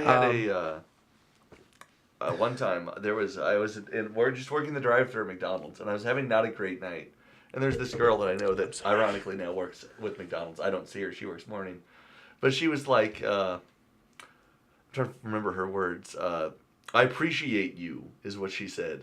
And like, I think about that even to the, I appreciate you. That's like not a big thing to tell a person. But. Oh, hey. Hello, just here chillin'. Just here chillin'. Your name is a fucking treasure. Sorry. I love that. Thank you. Hello. I'm just here chilling too. Dude, so great. So, okay, so I'm sorry. I didn't want to interrupt your story. I don't even remember what I was talking about. You're talking about a girl saying I appreciate you. Okay, so her name. You know what? The way that I like to change people's names for this story, her name is going to be Selena, and she works at McDonald's. And she said a while ago, I appreciate you, and I still think about that. Like, it probably meant nothing to her, but like, I don't know. I like to feel valued. Yeah. For one fucking second. Everyone wants to have that feeling like someone gives a little bit of a shit, especially in a place where I'm holding it all together. So something that dropped on my list a little bit, but still I highly appreciate is Jim Carrey's Grinch. Fuck you. Oh, so here's what I love about Jim Carrey's Grinch. His performances as the Grinch, as Jim Carrey, like his performance. Shocker, as Jim Carrey doing the Grinch doing Jim Carrey.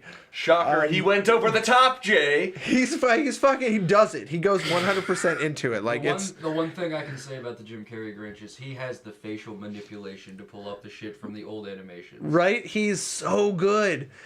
However, the one thing I don't like now that someone pointed it out and fucking ruined the entire movie. You know, it was Doug from the Nostalgia Critic. Okay. He ruined the movie for me because he pointed out that for some reason there's a weird lens on the entire movie that looks like it's just been covered in Vaseline. Yep. It looks really gross. Like something about the lens. It's grimy. It's I think it's supposed to probably only be when you're at the Grinch's like place because it's supposed to be. No, the entire movie is shot with this weird film over the lens. This is like Sabrina's Chilling Adventures of. When you realize it's blurry. Like, am I having a stroke? Christ, I've got a migraine. By the way, completely off. I like Drake's style. Oh, great. If it's the upside down cross, we did that Satan debate, and I bought this, and it was supposed to come for that, and it came a day late. And oh shit! I've noticed it since. I wear it all the time. And, So the why is it inverted? And I'm like, Satan.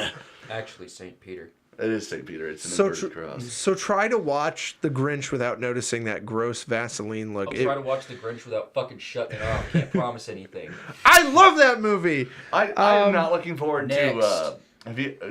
Are you gonna watch the Bend Your Dick Cucumber Patch Grinch? Oh, I probably will because I heard it's better.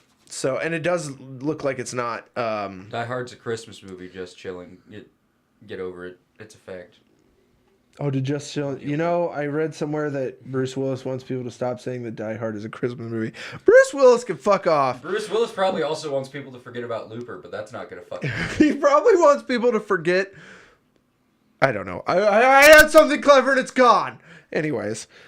But thank you, just chilling for the commentary.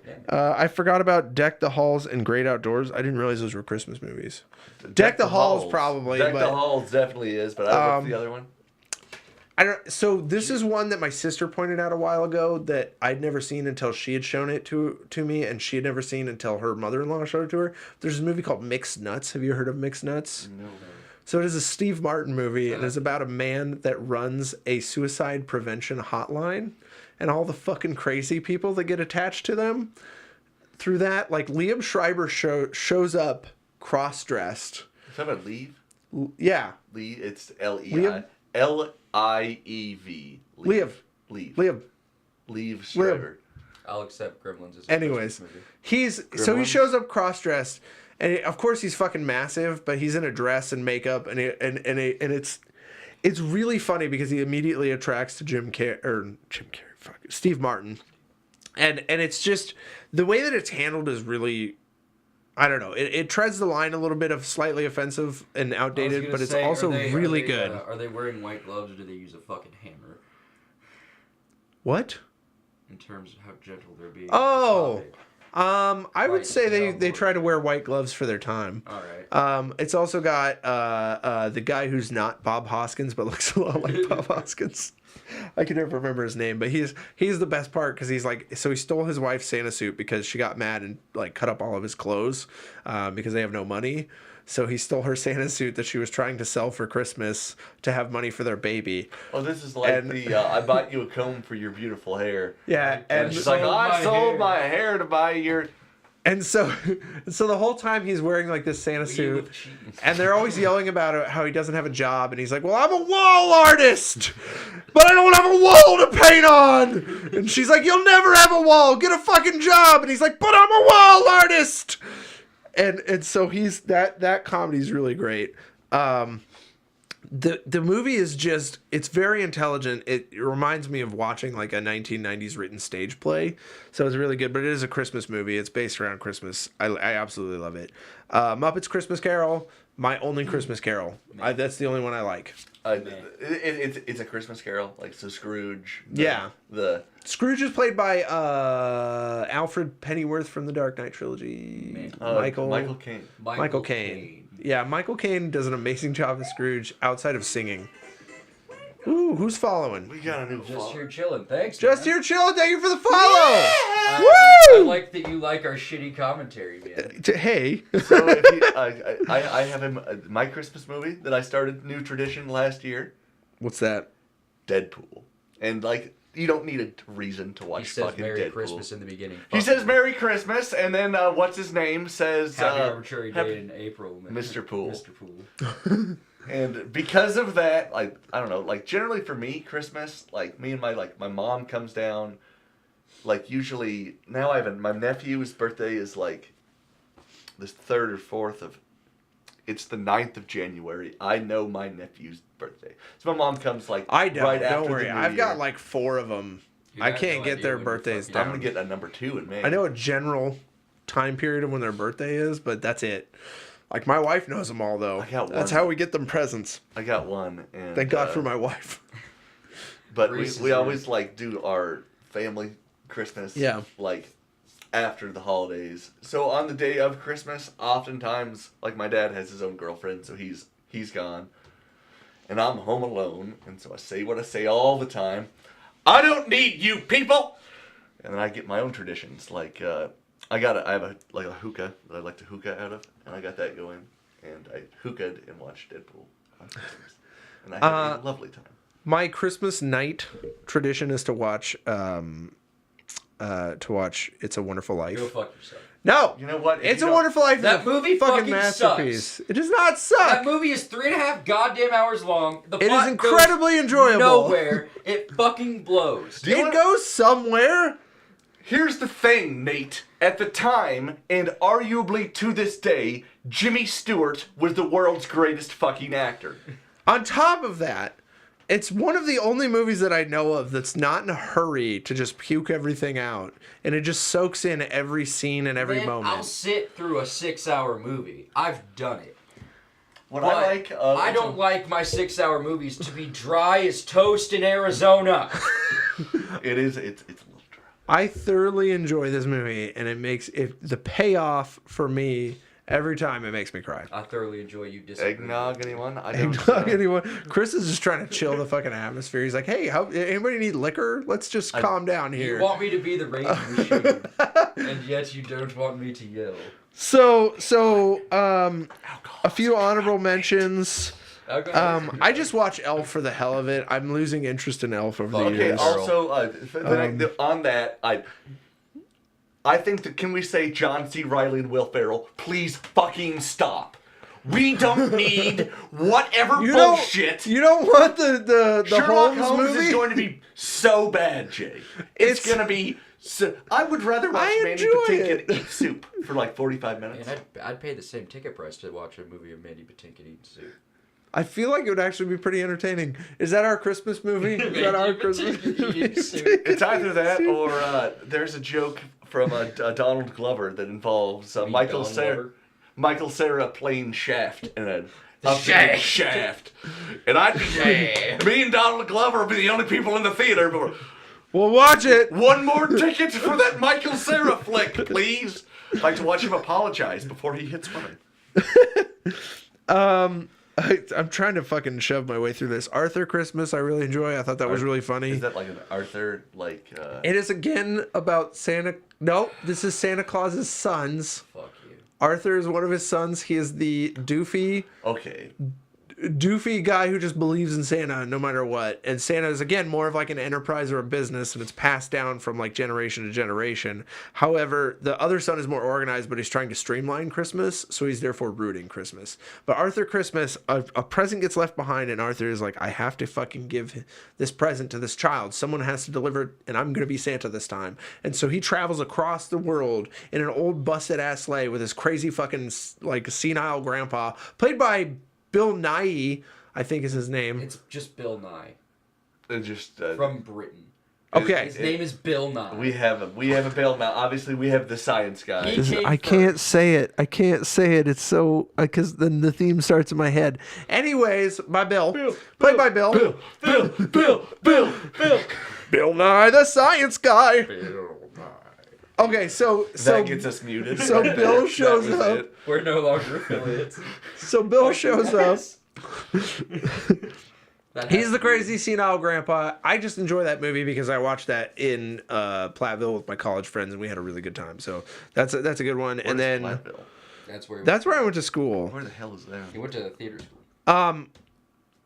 This is the one. Santa Claus the movie is made by the same guy who made the Superman series, like the original one. It's so bad, but it's so fucking amazing. Fucking hate you. It's so amazing. The little boy in that movie looks just like Joe from Facts of Life, who is not a boy. It's not a boy. Just Your Chillin' was the worst Christmas movie in your guys' opinion. Okay. What was the worst? You want me to drop some shit here? So you've been deploying. You've opened a trash. can of worms. The thing that pisses me off the most right now is the Buddy's Elf Christmas, the fucking claymation remake of Elf. They did a 30-minute remake of Elf, which is so Jim Parsons from Big Bang Theory plays I'm gonna throw my Elf. hat. But it's like a claymation version, and so it's basically just a cut down version of all the best parts of Elf into 30 minutes and claymation. It was a fucking waste of time. I thought they were doing a sequel of this movie, which I thought, great! I will watch a claymation Elf sequel 2? to Elf. Oh, what's claymation? If it's Elf 30 2? minutes and cut down, and maybe we get rid of Will Ferrell, I can eat that. Phil Willard. I fucking love 8 Crazy Nights. 8 Crazy Nights is pretty good. It What about technically a 8 Crazy Nights? is a Hanukkah movie, but It is a Hanukkah movie. It's amazing. I'm the kind of guy who can't stand the holiday, no matter what you say. That's me. I dig Christmas movies though. I have a tough time saying what I don't like. I don't like Rudolph because everyone's a dick in Rudolph. Everyone was all pissed off about this offensive nature, but can we all agree Santa's a piece of shit in Rudolph? Santa's a piece of shit in most Christmas There's a movies. point. So there's a point He's got in this like movie. a lot going on. I think There's a point in this movie where Not to everyone starts empathize with bullying. Santa So for they a second. discover Rudolph's nose, and everyone starts bullying him. They're like, "We're not playing any games with you. You're a piece of crap, Rudolph. You should be." And then Santa looks at his dad. Santa just goes, ho ho ho, why don't you kill yourself? No. Santa looks at Rudolph's dad, not Rudolph. He looks at his dad and he goes, "You should be ashamed of yourself." And then walks away. That is not an exaggerated line. That is the direct quote. He just looks at him and goes, "You should be ashamed of yourself." And leaves. Santa is an asshole in that movie. Most movies, he's trying to be jolly. Sometimes he doesn't do a great job. But in this movie, he is a straight, streamlined piece of garbage. He has a business to run, Jay. I don't give a fuck. Then at the end of the movie, he turns on a dime and goes, "Yo, Rudolph." You know what? God, Chernobyl I affected a lot of people, Jay. Rudolph, we got a big snowstorm. I could really use your nose right now. It's like, fuck you, Santa! The man has means to create magical gifts year-round, and he can't put high beams on his fucking sleigh! Right? Also, something that I would do Or fog lights? if I was Rudolph, I would be like, "Hey Santa, do you remember how petty it was that shit you said to my dad? This is gonna be real petty too." I know it just looks like my hooves, but I am flipping you off right now. So I have a beef with Rudolph. I really do. I do not like Rudolph. Christmas, period. I'm the boy who hates Christmas. You're the Grinch. Yeah.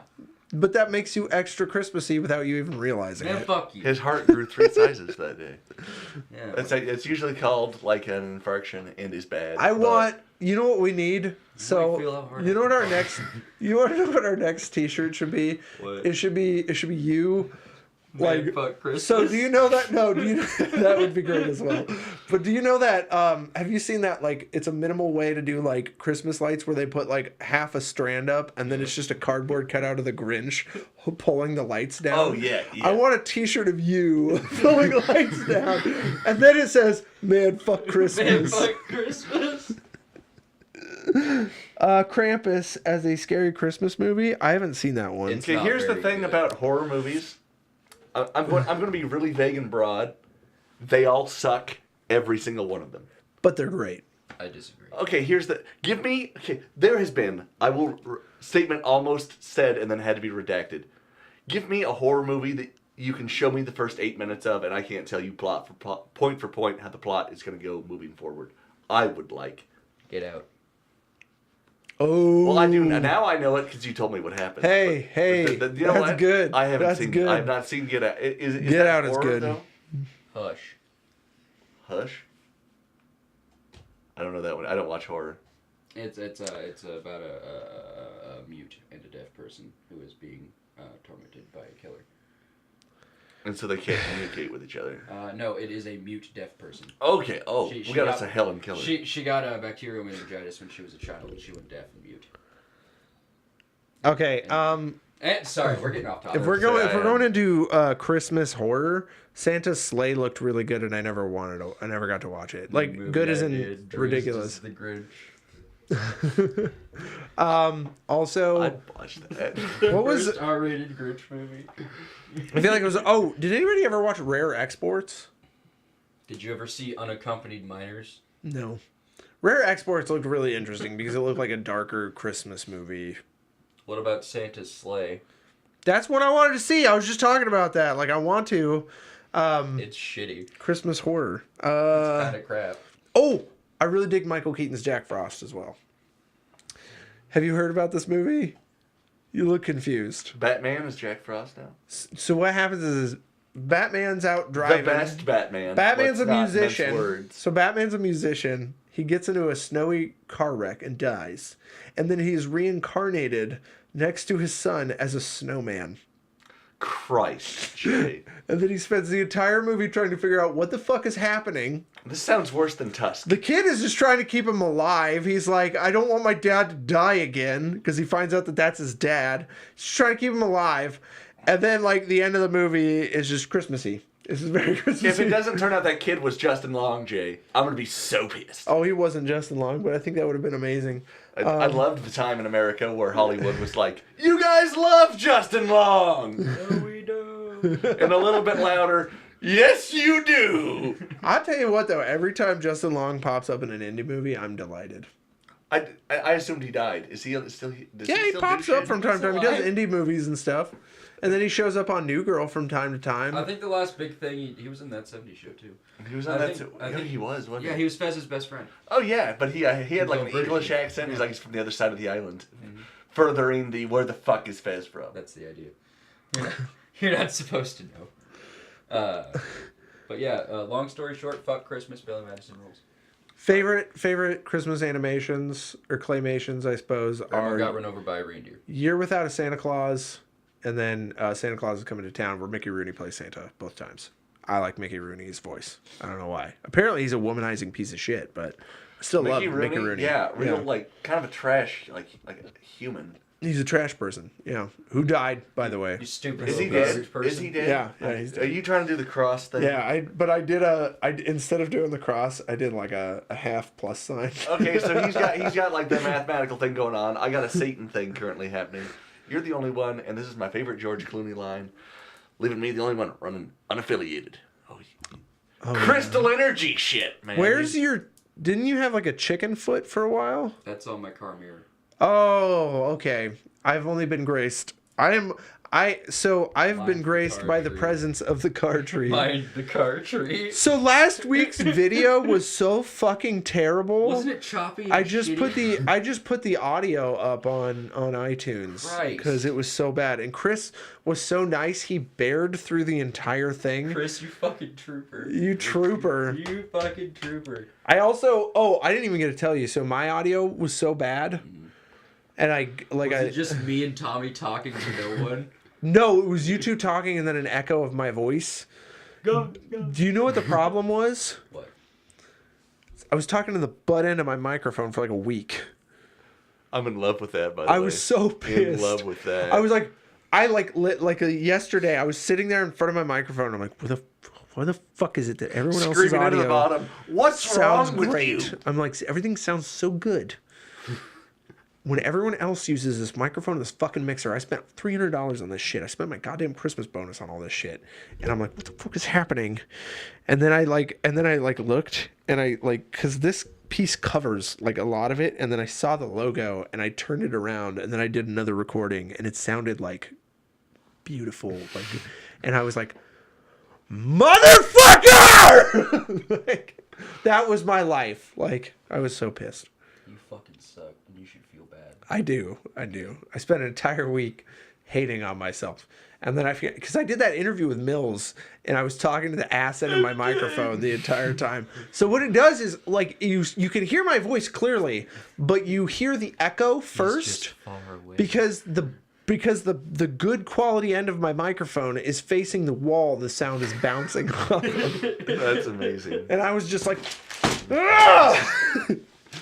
So Christmas movies. I was going to talk about a Christmas holiday gift guide. I'm just going to refer you guys over to Harris Heller has a really good streamers gift guide if you know people who stream.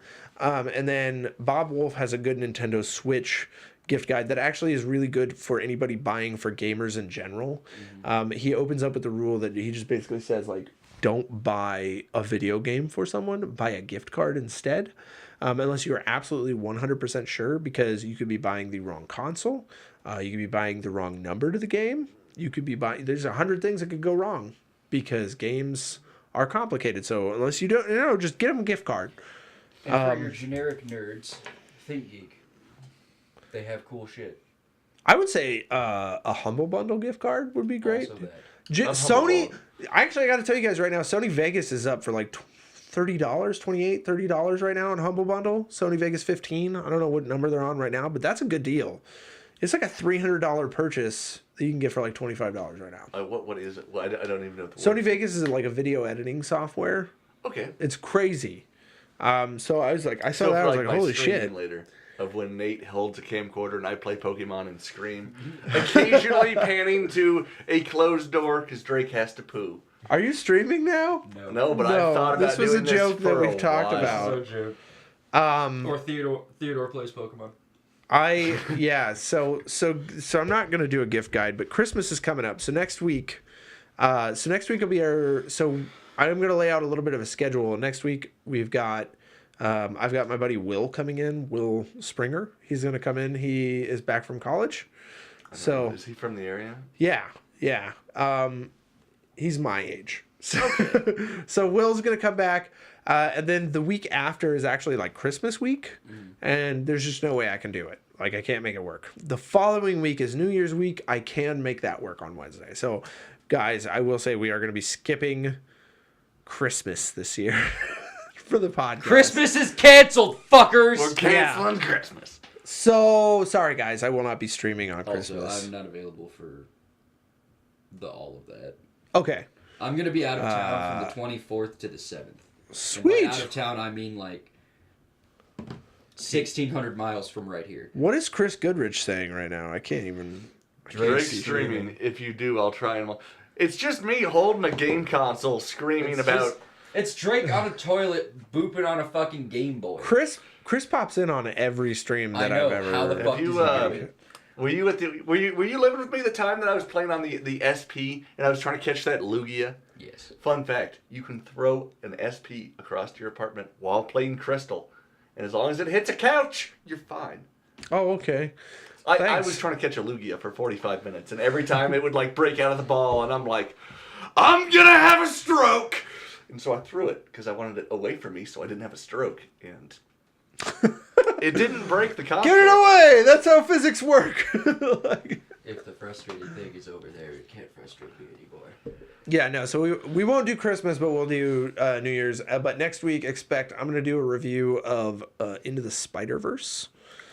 And then over that Christmas week, my wife and I are going to watch Bumblebee, and then I'm going to go watch Aquaman.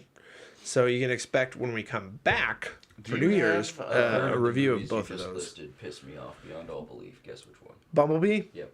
I'm fucking jacked for Bumblebee. Have you seen the other Transformers movies? Yeah. I've seen not one. I don't want to be the guy that's like... I refuse to dip my... Once I heard they got rid of Shia LaBeouf. Immediate review of Bumblebee, like a general audience review, is this is what everyone's wanted Transformers to be since Transformers came out. So it seems like they're fixing it. Is this one geared towards kids? I was giving away Bumblebee movies for McDonald's toys there for a... Looks like you're gonna have a sad Christmas. Wah wah. Sad trombone. So Nate's arms can reach. So yeah, I'm gonna review those. Into the Spider-Verse looks amazing. Aquaman has had really good reviews so far, so I'm gonna do a review on those. But my wife wants to see Bumblebee, and I actually do want to see Bumblebee because I've heard this is different, and I know I've heard you're a motherfucking liar. How's that, Jay? I know Michael Bay just keeps popping me in the face. Michael Bay. Fuck Michael Bay. But he's different this time. He's different this time. How many First of all, times he have has you heard nothing that? to do with the movie, so I'm in. I believe you. He has nothing. He might have like a production credit. Yeah, but that's what I thought. Screeching noises. What is this? What is this? Just here chilling. All they want is the cash. Oh yeah, why is there a need for a Bumblebee movie? They do want the money, and I think it's called a cash grab, Holmes. They They'll stop finally. beating that I damn don't horse when it personally. starts I think they shitting out finally money. come to the realization like something's got to change. Michael Bay's fucking everything up, like garbage fire. We had DJ Marky Mark as a pretend soldier in the last one. Does he good vibes? at all? No. So Marky. So this is the best part. Okay, my entire review of Marky Mark in any of the Transformers is, I'm an inventor. But I'm an inventor. There's a point he gets so he likes to play with gadgets, I guess. And that makes him an inventor.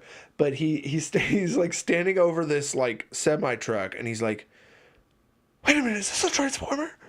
and then he like shocks the Transformer with a fucking with a car battery jumper, and that's what brings Optimus Prime back to life. Screeching noises. He was like, "Ah, I'm alive," and then he's like, "You're the new Sam Witwicky." Why does it transform? I know I've been betrayed so much, but this one looks so good. It does. Why does a Transforms need a people? Like, why would a Transformer need a person? Like, what could a human do? Clearly, they need something from someone because they've put up with Shia LaBeouf for so long. He's not famous anymore. We all saw the papers. And then they clung to the Witwicky name because in the 5th movie, actually, they're like, hey, they found this random British lady to flirt with Marky Mark and make stupid sex jokes with. But they find a random British lady, and you find out that she's the last of the Witwickies, which means 2 things. Sam's parents are dead. So is Sam. Sam and his parents are dead. And they've given up. Like, I don't know. Like, it was just fucking stupid. Like, why did Anthony Hopkins even participate in this movie? I don't know. Why was it even made? I think we've used the word cash grab a couple of times. But I still have hope for Bumblebee. You should. John motherfucking Cena. I should hit you just for having hope. John Cena! That's a fucking rookie move, having hope, Jay. Also, I like Haley Atwell, or whatever her name is. She's a pretty lady. She's no Haley Joel Osment, I'll tell you that. What? Haley Joel Osment. Oh, He's a guy. What was I watching the other day? Secondhand lines. What were we? We were watching. It better be secondhand. It's the only good one. Damn well better be secondhand lines. We were watching like an old movie the other day. Secondhand lines. And like things were crashing and stuff. Secondhand lines. And like Haley Joel Osment pops up and just is like, Yeah, that's literally the sound. He was like a little boy, like pre-Walker Texas Ranger little, like his little fucking baby mullet that he used to have. He just goes. Yeah, and clips away, and I go, is that fucking Haley Joel Osment? And my wife was asleep. Yeah, we're watching Secondhand Lines. It's not Secondhand Lines. Secondhand Lines is teenage Haley Joel Osment. What does that say? I can't read shit right now. That was the movie, but I don't know how good it will be with John Cena gonna do it. John Cena has to get out of. Man, you can't blame potato salad for what they pay him for.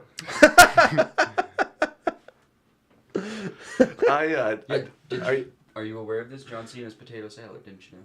No, what is this? I thought you were just comparing him to like the blandness of potato salad. That's the joke. Oh, okay. Like Karen's potato salad, you know she didn't fucking season that motherfucker at all. It's just mayonnaise and potatoes. She's gonna show up at your house and say, "This is my famous potato salad." She forgot to throw the eggs and dill in there. on Reddit, the r/potato salad is just full of pictures of John Cena, and r/John Cena is just full of pictures of homemade potatoes. And the reason is because John Cena is just so overpowered, overperfect, and bland in the WWE world that he may as well be fucking potato salad because he's everywhere. Do you WWE? You're better than that, I feel like. I used to watch when I was a teenager. Okay, but like the story arcs that are going on, that like John. Do you know where John Cena is in his career? I actually gave up at John Cena. When John Cena showed up, I gave up because I was like, The Rock is John Cena and he's better. The Rock can smell what you're cooking. Yeah, he is the most, and that's potato salad. Smack down on your candy ass. That sounds like more like Stone Cold. So you gotta smash a beer into your. I like how he would smash it against his head and then pretend like some of the foam. Just dump it on his fucking face. Like a madman. Another beer! Or like when he'd slap two of them together and just go. Honey, you reek of beer. You must have had a great day at work again. You're goddamn right, woman! My favorite wrestler impression to do is Macho Man. Yeah, so... Oh, yeah! Macho Man! Whenever I play as the king, whenever I play Ocarina of Time and I do the voices stuff, whenever I do the King of the Gorons, I do it a Macho Man Randy Savage / Hollywood Hulk Hogan voice. Just whatever comes out at that point, it's just a mixture of the two. I'm like, oh, brother! Yeah! We're gonna take on them bongo bongos! We love eating rocks! Like I just imagine him as a professional wrestler, and it makes the game that much better. The one thing that I can never find a good voice for the owl. So one time I was like, fuck it, and I just did him as Pauly Shore. Fuck you. I want to hear you Pauly Shore though. You can go and watch the old streams. That's all I'm gonna give you, because That's balls scary. it was scary as balls can be.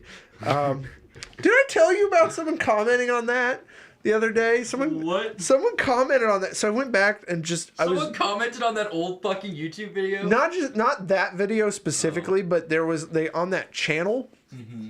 I looked and I haven't uploaded a video on there for 6 years. And I went back, I was checking my YouTube statistics and stuff on this channel and on some of the other channels. And then I was like, I wonder what's going on that channel. Like, what if, like, it would be crazy if I went in there and, like, one of the videos had, like, 2 million views or something. Which I was still shocked because, like, 1 or 2 of the videos had, like, 2,000 views. You click on the most recent comment, you suck. No, the most recent comment was, your videos are terrible, and I don't know why I keep watching these. And so I fucking replied back, and that was 4 months ago. So I replied back, neither do I, but thank you. Neither do I. Your videos are Because I agree, they're terrible, but they came out when I first started doing YouTube. They came out 6 years ago. Philip DeFranco's been doing YouTube for 10 years, okay?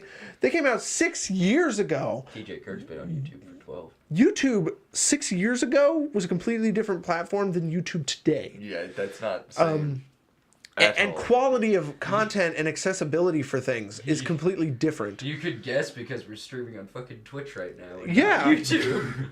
So I was like, what the fuck was the point in but thank you for watching, because he said, I don't know why I keep watching these. So I'm assuming they're standing there. 2,000 of them. Yeah, he's like watching the videos, like eating popcorn, like I can't not click on the next one, and then he's like, oh god, the next. Oh. Man, that reminds me of a really sad moment in my childhood. I remember getting home from the Iowa State Fair with a bucket of cookies and watching the first season of Simpsons on DVD in my underwear crying. Why? That sounds like a good day up until the last This is sentence. a random. Okay. What? What? Is that it? That's all you're gonna give us? What? If you want to go watch the dumpster fire, though, you can go check out Clearly Bad with a K. That's my channel. Watch the Planet of the Apes review. It's what made me and Jay friends. It wasn't it wasn't a review. What it was like in one of the news videos I was doing, I was talking about the trailer for it, and I was like, it's scary as balls. Scary as balls. It's balls can be. Scary. Cut. Scary as balls can be. That's what he loved his jump cuts back then. I did. I still love my jump cuts, but I don't do them because I was imitating Philip DeFranco, who does jump cuts. And so the speed of his videos are like boom, boom, boom, boom. It's fucking delightful. I saw that his coworker and our mutual friend Robert showed me that video, and I walked up to him the day after I'd seen it in Gamers, and I was just like, "It's ball scary." And he sighed real heavy and said, "Scary as balls can be." It's I can't go back and watch those videos. They're cringeworthy, dude. They're fucking, it's brutal. Well, it's one of those things, you see yourself and who you're trying to be, and you see I can always watch a video I just made because it hasn't set in the bullshit. That's just who I am right now. Yeah, but so I can watch these videos and I know 6 years from now I'm gonna be like, we've learned, we've changed, we've grown. I physically cannot, with me at all. Like, for a second, you were playing my voice on your phone, and I was like, you went, I'll leave! Oh, no. When I was trying to edit in front of you, one time, you're like, Christ, I no. can't. So I stopped because I knew you couldn't do it. You just my couldn't dudes, handle it. I'm so motherfucking sorry that I was late today. Hey, well, you missed all of the nerdy news for the week. Which was most of this. Yeah, we did. Well, and I talked forever about Elseworlds, but I got so excited, and then I watched it. Jesus, you have 3 pages of notes today? Well, so this is the nerdy of the news. Did you want to hear about the Game of the Years? Did you see the Game of the Year awards? Is it Dad of Boy? Yeah, Dad of Boy won. Yeah, God of War won. Dad of Boy. It's Dad of Boy. You know who got neglected was Spider-Man. Really? Spider-Man got completely snubbed. Well, it's Batman with Spider-Man. RDR2 got best audio, best score, and then it got best narrative. That's Rootin' Tootin' Cowboy Shootin'. Yeah, 2. Part 2. Hard Times at the Ram Ranch 2.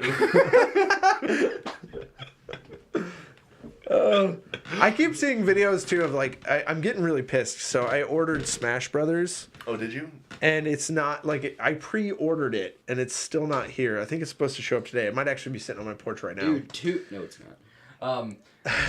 So just walked through there. Okay. 2 days ago, I showed up at my old roommate's place, and I was like, "Hey, what's up, motherfuckers?" They're like, "What's up, buddy?" And they were playing Spanish. And you can play as a shirtless version of the blonde little boy from Xenoblade. Oh yeah.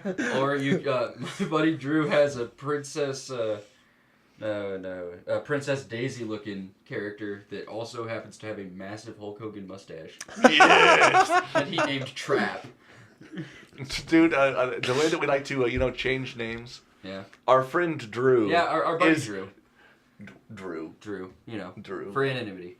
And we'll call him Drew. We'll call him Oh, is that not his real name? No, his real name is Drew, and no one knows who Drew is. We're being cheap. Oh, okay. I can use a last name. I don't think that Drew. You know what? If Drew's watching, I love you, Drew. You're the best. You, Drew. He's probably not watching. JANP won Podcast of the Year and Jay won Gamer of the Year. Actually, no. Streamer of the Year is Ninja, and then what was it? What was her name? Sonic Fox won Esports Athlete of the Year. Chris, if we win any award, it's going to be for the shittiest podcast. Look, man, we've improved, okay?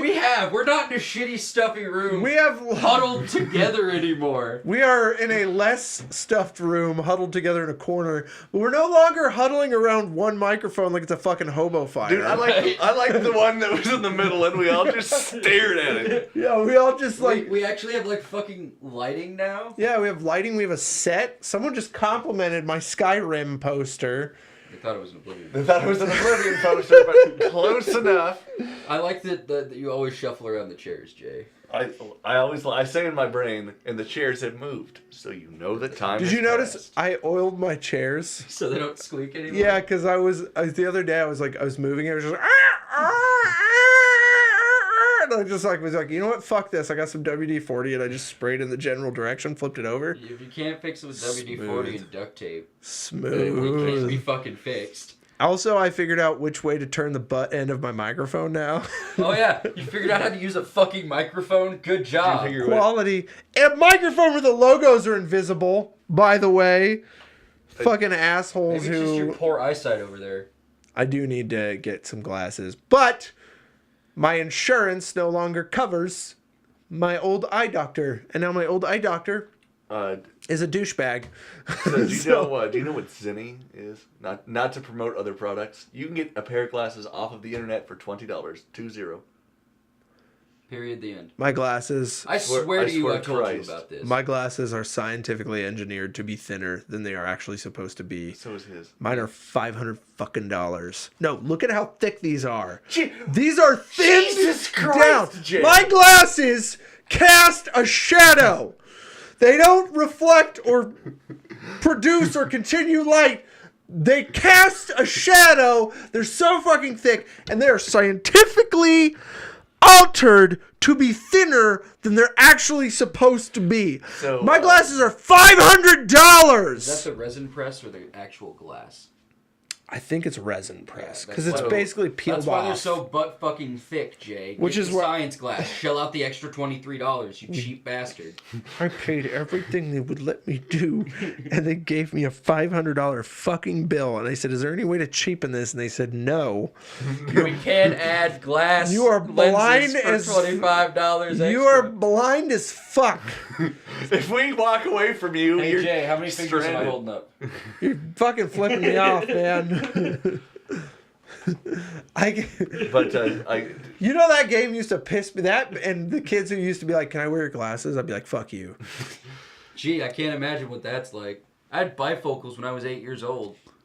Really? Please tell me you sit there at 8 and just read in a chair with a blanket over you. Actually, yes. Like a rocking chair and a blanket. Like I'd sit in the corner. I had a chair in the corner of my room with a lamp, and I'd just sit back. Was there the and the blanket was a? Then you look at your parents. It's fucking cold in here. The blanket was a cat. You know I have poor circulation, mother. It wasn't.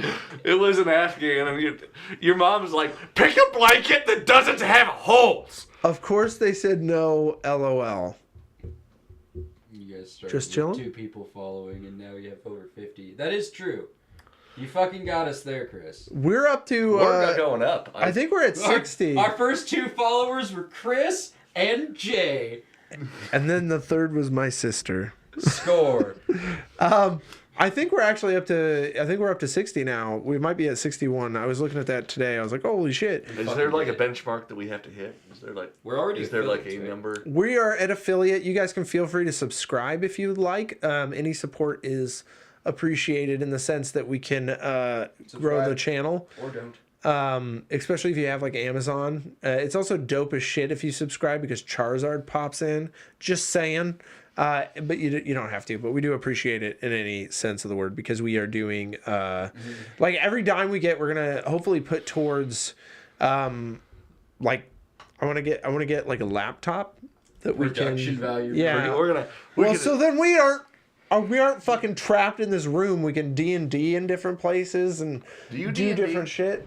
I've dabbled in the D&D, but I'm the type of person that the numbers aren't as scary as they look. I'm the type of person that a serious D&D player fucking hates playing with because I like to have fun. You think Can you have Jay, fun? shut up! Can you have fun and like stick to the fucking campaign? I can role play, but what I like to do is like, okay, here's a story. So last time I was playing, I was playing D&D with my uncle a while back, and you guys talk about comics too. We talk about everything. Yeah, we talk about everything. I like to do nerdy news on comics from time to time. Nerd news. But anyways, I was playing D&D a while back with my uncle, a long while back, and I was playing with Will, who will be on next week as well. And I like to play a halfling mage. So I like. That's weird, but all right. You know what? That's a way to be. You can be whatever you want to. And one of your opening powers, I got fire cone. So I'm like, we're running around, and like we run into like a hallway, and like fire cone is my go-to solution. and my uncle thought it was fucking hilarious, by the way. So we walk in and like. He's like, there's spider webs all over. And I'm like, so are the spider webs on the ground? He's like, no, they're just on the ceiling above you. And I'm like, so if I were to fire cone these spider webs, it would not hurt me. And he goes, yeah, you'll be fine if you fire cone those spider webs. I'm like, fire cone! So I fire cone the spider webs, and he's like, the corpses of giant spiders come falling down. And I'm like, loot the corpses. Because that's what I've learned from any video games. You loot like a motherfucker. That's what you do. You loot everything. So I'm like, loot all the corpses. And he's like, you don't find anything. And I'm like, fuck. I am responsible for destroying, smashing to bits 2 different campaigns. Well, okay, so here's the next part, right? So we are now escaping a forest of orcs that are chasing us. Fire code. And I look at my uncle and I'm like, how dry is the wood? He's like, it's a pretty dry day. And I'm like, how likely would be to survive escaping the woods if I were to fire cone the woods? And he goes, you're gonna have to fire cone the woods before I give you that shit. And I'm like, okay. Fire cone! And everyone's like, God damn it! And so I burn the entire forest down, and we roll, and we all get out. So, and I killed all the orcs, and I'm like, loot the corpses. He's like, those orcs are like 3 miles back. You're not going to be able to loot them. I'm like, fuck. Loot the corpses. So I'm playing a while later with another friend of mine, and he's getting absolutely pissed because my go-to is fire cone. This is also the same campaign my buddy Ron was like. He was like a bard. Is this 5e or 3.5? God, I don't know. This was forever ago. Oh, so this was was 3.5. Yeah, I was gonna say this may have been a decade ago. I don't know what those words mean at all. So different edition. So we're playing, and so this is also the same campaign. We're playing with my buddy Ron, and he's a bard, and he has one magical power against summon an animal. like to be useful at one point, and so we're fighting a group of orcs, and I'm like, fire cone, and they're like, yeah, that's not doing shit. I'm like, okay. And so Ron was like, okay, I'm gonna summon an animal, and so he rolls, and it's a 20, and my uncle's like, a whale has fallen from the sky and crushed all of the orcs, and then has dissipated into the air, and I go, loot the corpses.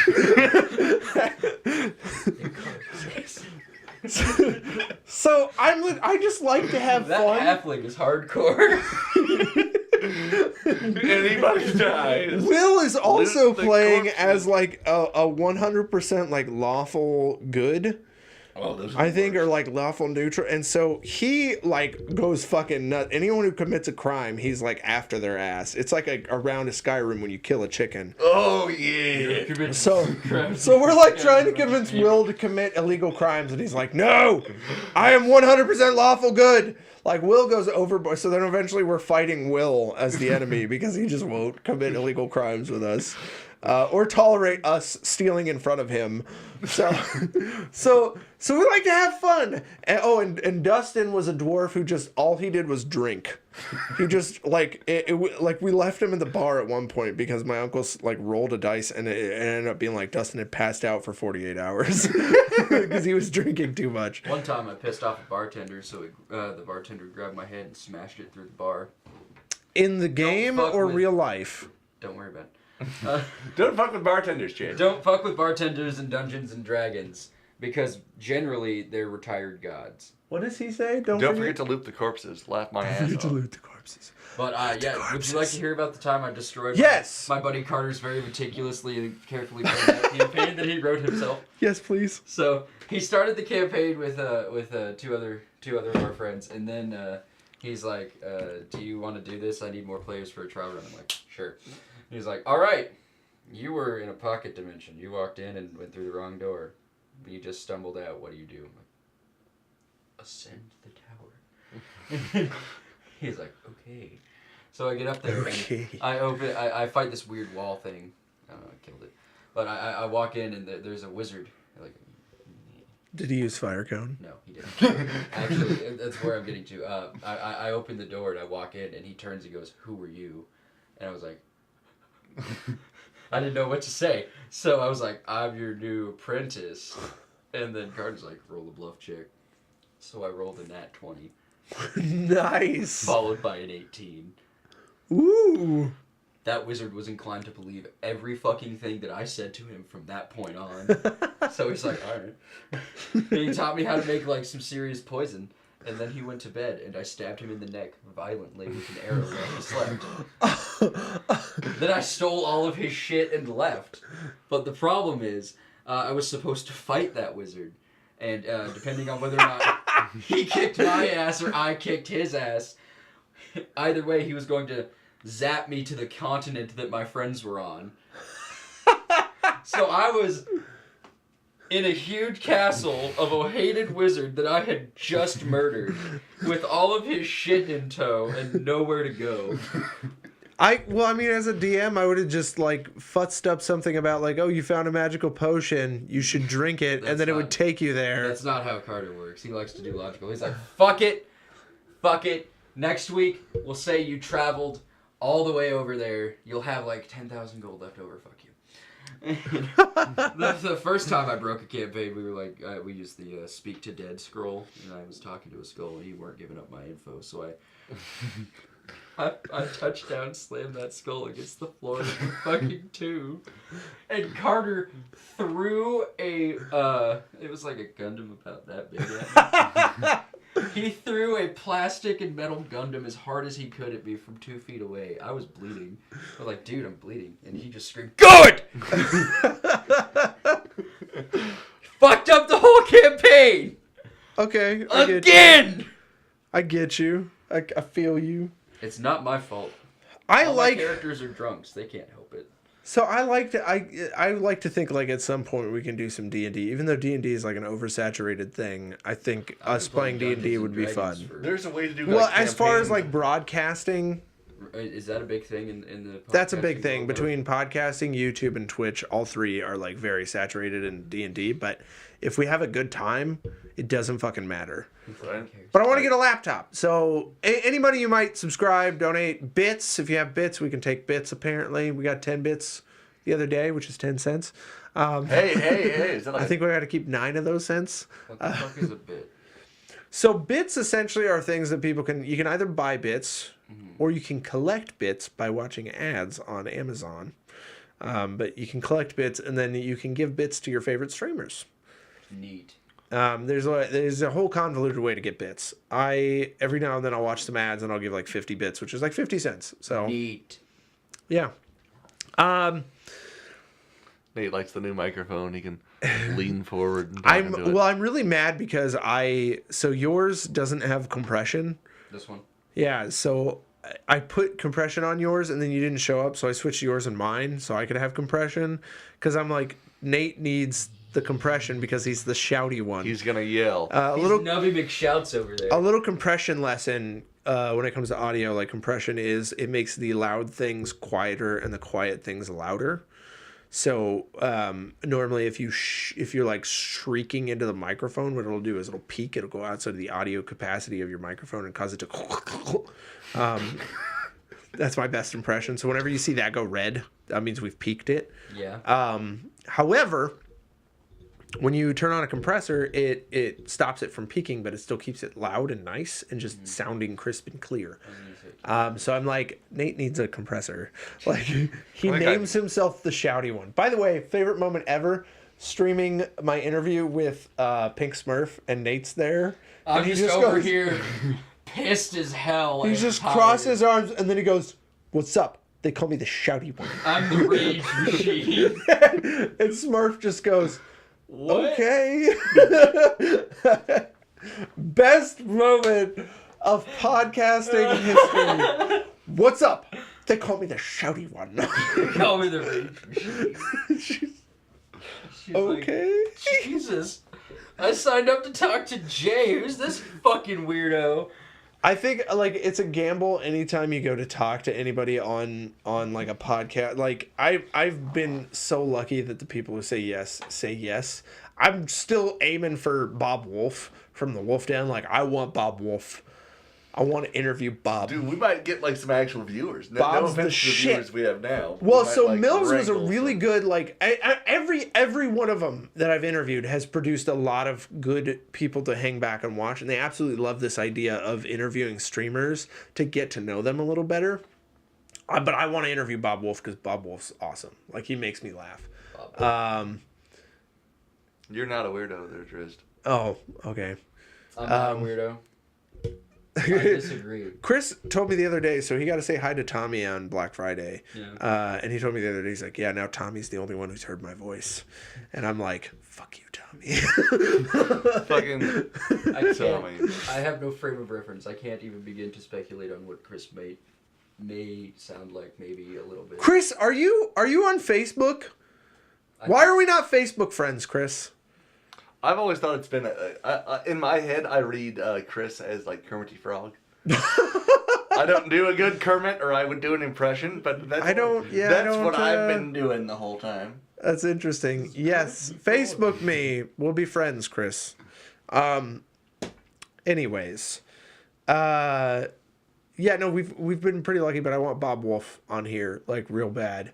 That's the one big guy that I don't think he's digging it. Sent a few messages. Everyone else is like, yeah. In fact, a lot of people are like, I gotta be on a podcast, and I'm like, you might be inflating the honor to what it is to be on Just Another Nerdy Podcast. One of our main hosts routinely shows up late. We can't get all of us here. Or not at all. He might just sleep through. Sometimes he doesn't ever show We'll get a up. chat message in the middle of it. Fuck, I fell asleep. Dude, I got today. It was like I'm on my way, and I'm like, we're all right, Jay. We have another one of our 7 hosts who's only been on 1 episode, and I haven't put him on at all since. Kevin. I haven't put Kevin on. We need to get Kevin been back. here since he was here with me. No, I haven't had Kevin on at all. We need Kevin. Dude, he's hard to fucking find. Dude, I know, he's in the wind. He's in the wind. He's one of those Where is people he? that you can't just get a hold of. So You have to but find him. but I think it's funny because he's on our Twitch profile banner and our Twitter profile Got banner. the picture of Drake blind drunk. Dude, I don't even remember that picture being taken. But That I is have, my favorite part about that It's picture. a good picture. I have you were blackout braces drunk. in that picture. It's hard to see it. Tommy. Only one's Tommy's the one, like, you'll show up late, you're like, I was sleeping. Tommy will show up late with a crazy story every single time. He's like, dude, my dog got out. Guy ran out the door with my phone. Yeah, someone stole my phone, man. And I'm like, Tommy, I haven't, until recently, because Tommy just got internet back, I've only been able to contact Tommy the day before, and it's a gamble every single time. So Tommy shows up late, but in the weirdest ways, which is always great. He just shows up and he's like, and he'll fucking walk across town in the rain. Like that. Call me! I'm like, I can come get you, Tommy, but to like know that like Tommy will fucking walk in the rain to be on this podcast. Like, he doesn't care. Remember that time I showed up eating a bowl of mac and cheese? Do actually. Was it cold and was there ketchup? No, It was had to warm have and- been. It was lukewarm and it had buffalo sauce. I say it held its warmth from because you drove from Brooklyn, Yeah, right? I drove from Brooklyn. I had to grab my energy drink, so I walked through the Casey's in Brooklyn eating a bowl of spicy mac and cheese. What's you guys' mac and cheese policy? To reference some of you guys who might not know, like Just Chillin', Brooklyn, Iowa, not Brooklyn, New York. Which is like a tiny little I'm fucking. from Iowa. Yeah, I just gave him your location. I'm so sorry. You're gonna get stalked. Good luck finding me. You'll find Chris in the bushes. Good luck fucking finding me, pal. It's a small town. So anyways, yeah, no, it just blows me away. Like, some people get excited to be on the podcast, but there's some people who don't dig it. I don't think Bob's digging it, but if I can get Bob, Bubble. I I'm want coming you for on you. the show. I love you, Bob. Bob, please. I was actually looking at, so he's on the Wolf Den. He did a video. He'll do really like expected like breakdown videos. Like, he did a really good holiday gift guide for Switch owners. But also he did his last video was a breakdown of what's the best controller to use for Super Smash Brothers on the Switch. What? Bob Wolf. Wolf Den. I'm telling you right now. I like That's how me we're telling whis- you. I like how we're whispering. He does a breakdown video of what the best controller is to use on the Nintendo Switch. He also was like, that Nintendo controller. Drake, can you hand me that? This one? Yeah, this is a Switch controller. It's called the SN30 Pro. Bob's the only reason why I have that. Oh, that's tight. Yeah, Right. it Bluetooths to your computer and to the Switch. It's That's fucking tasty. dope. So anyways, Bob does like random shit. That is, by the way, not the best controller to use for It's just Smash. the one you prefer. It's just, well, it's the best retro one. So he's done like controller. He does like tech videos. He also did like what is the best SD card to use for your Switch and does it really matter, like writing speeds and all that, and it doesn't. Okay. Writing speeds don't matter for your Switch, so don't pay a whole ton of money for a higher writing speed. It doesn't fucking matter. I actually got a $30 200 gigabyte one now for my Switch, so I'm It pretty doesn't jacked. matter? Yeah, the writing speed didn't matter. All right. So that was cool. He does another breakdown. He does random breakdowns and reviews and stuff like that. And he was just on the Switch train when it started. Same thing with Arlo. I really like Arlo. He is the Cookie Monster puppet, but a gamer. That's the best way I can explain Arlo. If you can look up Arlo, he does reviews and stuff. He just did like a 5-video series on Breath of the Wild, which I was like, okay. That's almost not enough. Well, I was you like, could it's definitely do more, but I played Breath of the Wild. I like to see someone's opinion. I don't give a shit after that. But I would love to have Bob on here. But I mean, Harris Heller from the Alpha Gaming channel says he's totally down for it, and here soon actually. So I might be contacting him, but I kind of wanted to give a little bit of space. I want to go find some more smaller streamers to give them some attention, and then I was thinking like once a month doing a larger streamer. So from what I can congeal from Twitch, it's the connections that are like you get fans kind of from like you interview another person and some of their fans yeah, like check out and we give them us. Chris. And then our They fan get Chris. checks out them. Yeah. They get the human miracle. That We'll is get We'll Chris. share our fan. we'll share our I'm fan seriously, worth 500. when I popped in on Dank's channel and Chris was there, I was like, holy shit. And when I explained to Chris who Mills was, he was like, oh, I'm in.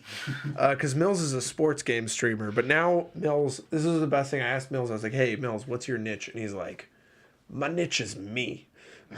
He started breaking down what that meant. I was like, that's cool. I'm pretty good at for one-handed sports. Watching me play Madden is something else. I know so much about football. Watching him play Grand Theft Auto San Andreas. Who do we got here? What's up? Great. What's up? I'm new here. You're new. Well, welcome. Well, welcome. What's King their name? Hebrew. I can't read it. I think it's King Hebrew. King Hebrew, what's up? Hello. How's it going? Welcome to Just Another Nerdy Podcast. I'm Jay. I'm Drizzt. And I'm Drake. We are here. JDD. It works. Yeah, that's actually my initials too. Wow. How's it going? Is What's your name David? It's Daniel. Close enough. David. I'm trying to imagine my name. This is a friend of Chris. Is this one of Chris's friends? It's going great. Good. How's everybody doing? I'm We're doing great. well. How you We're guys great. doing? I'm doing all right. We're holding it together I up have here. to take like a Russian history final at 6 p.m. tonight, but I think you're gonna kick ass. I'm probably gonna kick ass. Oh hey. Never mind. I was gonna say I'm excited for that surprise I was talking to you about. I'm surprised. I can't tell you. I can't remember. You remember I told you to take a certain day off, and you and I are gonna go somewhere. Uh-oh. What day? It's in like February or March or something. Where you guys going? Please tell me you didn't like lose that day in your head. You know, I was gonna get all like white grandma on you and be like, did you lose that date smoking the marijuana? Don't you dare blame the green. All right. But anyway, Listen, I know the green is the fault of a lot of people forgetting shit. I just don't fault it that hard. Dude, like I'm like, it's whatever. I have the vague ring of your voice telling me to take off a day. This was a February in my text I ears. sent you. No, a message. It was a message. I sent you a messenger Okay. message. Fucking I said, okay. hit me with it. Keep off April 5th. It's not till April. It's April was 5th. way the fuck Alright. down. This is why it's hard to approach people about a date that's like months down, is because they're like, I don't yeah. And then they never I remember. put shit in my calendar like on the 23rd of February. I'm kicking the shit out of my neighbor's little brother. Hey, Nate. April the 20th, we have plans as well. Oh, that's true. That is true. What's the 20th? It's Am I Christmas. allowed to ask? It's the 4th month, and it's the 20th day of that month. I'm an Jay. idiot. Say March Sorry. 5th, right? 420. I get you. March 5th, right? March Or 5th. April 5th. April 5th. April 5th. Add. The surprise is you're getting to meet me. Shit with Yeah, Chris will be there. J. Um, Save. Where are you guys going? What is this show about? Okay, so King Hebrew, what we like to do is we like to talk about the nerdy news for the week, which we've talked about. Sorry, we like to do nerdy movie reviews. Right now, we're actually talking about what our not right now. We were talking about what our favorite Christmas movies are. Fuck Christmas. He hates His favorite Christmas, movie's The Grinch, Deadpool, because that's all about and, him. all of the other reindeer, I believe, was you, right? The animated. Have you never seen Olive? Oh, I've seen all of the other. It's reindeer. not a good one. It's not. I'm a good into one. like Christmas Vacation. Like when I was a kid, though, the most annoying thing about Christmas Vacation is like the first 5 minutes is like that animated opening, and I was like, "What is this?" Every and then year, it turns I'm like, out this it's isn't Clark Griswold, and I'm like, "Fuck, this is not a cartoon." Nope. I watched Billy Madison on Christmas. Do you really? Yeah, it's a tradition me and my brother started a while ago. A lot of times you gotta watch the movies you get for Christmas too. Like I used to get Marvel movies and stuff. Like Ang Lee's Hulk I got for Christmas. I got Grand Budapest Hotel Classic. last year. Really? I have been slowly accumulating the James Bond films. Do y'all play games? You do. Oh, buddy. We game. We don't game very often on this channel. This is our podcasting channel. This guy's actually got a rootin' tootin' cowboy shooting 2 stream going. Yeah, you can check me out on JDeem, JAYDIEHM. Join the Deem team, Captain Deem, Jared Deem, Captain Deem team on the Deem stream team. Deem frame. Sometimes I say that to myself. I play sometimes. I can't tell you when. It's a mystery to me, even. And then soon I'll be playing some Smash. I'll be smashing it. He weren't super loving it when I screamed that at him. I did love that. I was just station. I'm like walking around come and go, and he's like, team, count to the team. And I'm sitting here going through the soda aisle on the other side of the building. There's 3 other people in there. Staring at me. Team, count to the team. And I'm like, okay. Sometimes I say that's myself. Dude, I could have done it. I could have said anything at that job. Dude, at McDonald's, I do. I like to open my drive-through window, and there'll be there's this Cambodian child that I like to. It's not a child; he's a man. His name is Tristan, and he's amazing. He's amazing. But I do horrible things to him, like open up the drive-through window as a car is pulling up and yell, "No, Tristan! It has been true since Wham!" Or another one is open the window, and I'm like, Tristan, I don't care what you say. Apartheid was bad. And they came up, and they're like, hello. And I'm like, it's 4:27. And can you fucking believe this guy? Separate but equal, Tristan? I'm now going to pull up through the McDonald's drive-thru to not order anything. It doesn't matter that he's dead. What matters is that we found him. I'm not saying I'm happy that he's dead, Tristan. I'm just saying we found the guy. Sorry, I get... My job's one of those things where, like, in the kitchen we could say whatever, and we come out, and, like, sometimes people, like, there's been times, too, where we got a conversation about, like, something about balls or something like that, and I looked at my boss, and I was like, I had to look at my boss and the other kitchen guys and go, you realize, like, the head execs from Brownells is, like, at that table, right there, that can look into the kitchen, and they're like, oh, cool. They go back to their conversation. You love Super Smash Brothers, but you can't afford a Switch. Money is funny right now. Money is funny, right? Money is funny. He's broke as a joke. It's Christmas. Everybody has no money. I've been spending a lot of money on my wife's Christmas presents. Lots of money. I was gonna say. I was thinking about getting her a taser. I was gonna say, do you feel comfortable telling us what you got your wife? Does she watch this? No. No, she doesn't watch it. I spent the other day actually streaming this too. I was on Maurice's.com. Ooh. Looking at the emailed pictures she sent for me. Bouge. So she emailed me pictures from the Maurice's store of clothing, and I had to match them with actual pictures of Maurice's clothes.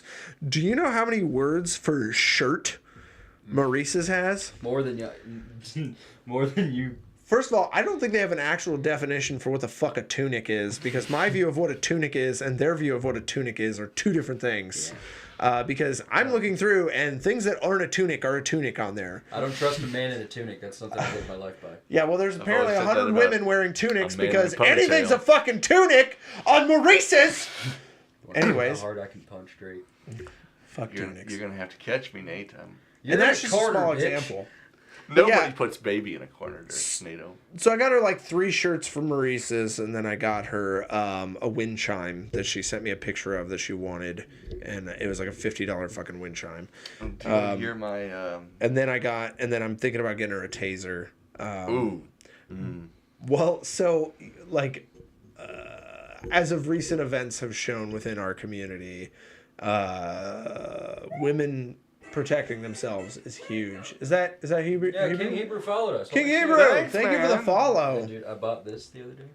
It's a Bluetooth ghetto blaster. Sick. That is a tape deck. A Bluetooth ghetto blaster? It has a tape deck that functions.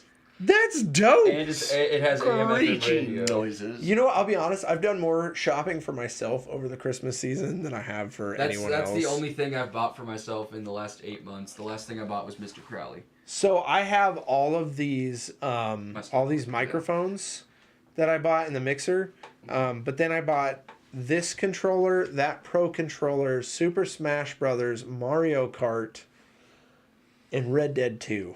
all for myself. I've been checking the black paddles you got on your Switch. I really like.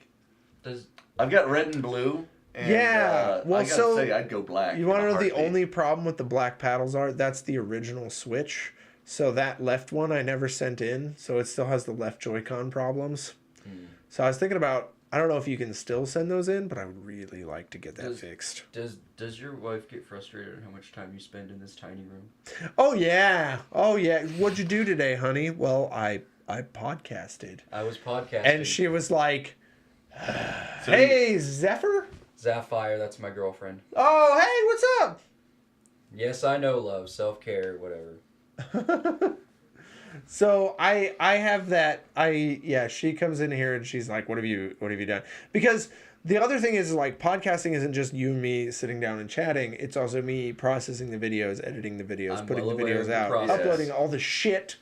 It takes time and it takes effort. Doing Jay, social media updates, doing the graphics for the thumbnails. Jay, I've got a question. Does your back hurt from carrying this team? No, as a team, we are pretty poor. We show Nobody up nobody has the shit that I have. Like, you guys don't have the I have one of technology. these. Do you... Just this part. Just. You have a computer, don't you? You have a PC, don't you? Technically. No, I do. It just I have a Mac. You say that with no pride. I think a Mac could do work. Okay, no. For what we're doing, a Mac would actually be. Yeah, I was would be gonna okay say. with a Mac. Do you want to help with editing? You could help with You editing. don't want me my help. I don't know what the hell I'm doing. Oh, okay. I don't. I say working that on at getting work a all the computer. time. If you get a PC, man, because here's the thing, like, some of the stuff I don't have the time to do is to sit down and just chop up bits of this shit and just put it out on social media for people, because I like that when the little bits on like the Facebook. clips. we did get That's what I like. my favorite video so far. I did, so it used to be the Supernatural one, Yeah. but now it's Drake talking about slapping his dick on the table when he's about to play, like, Fight it out into in a the gym. badges, please.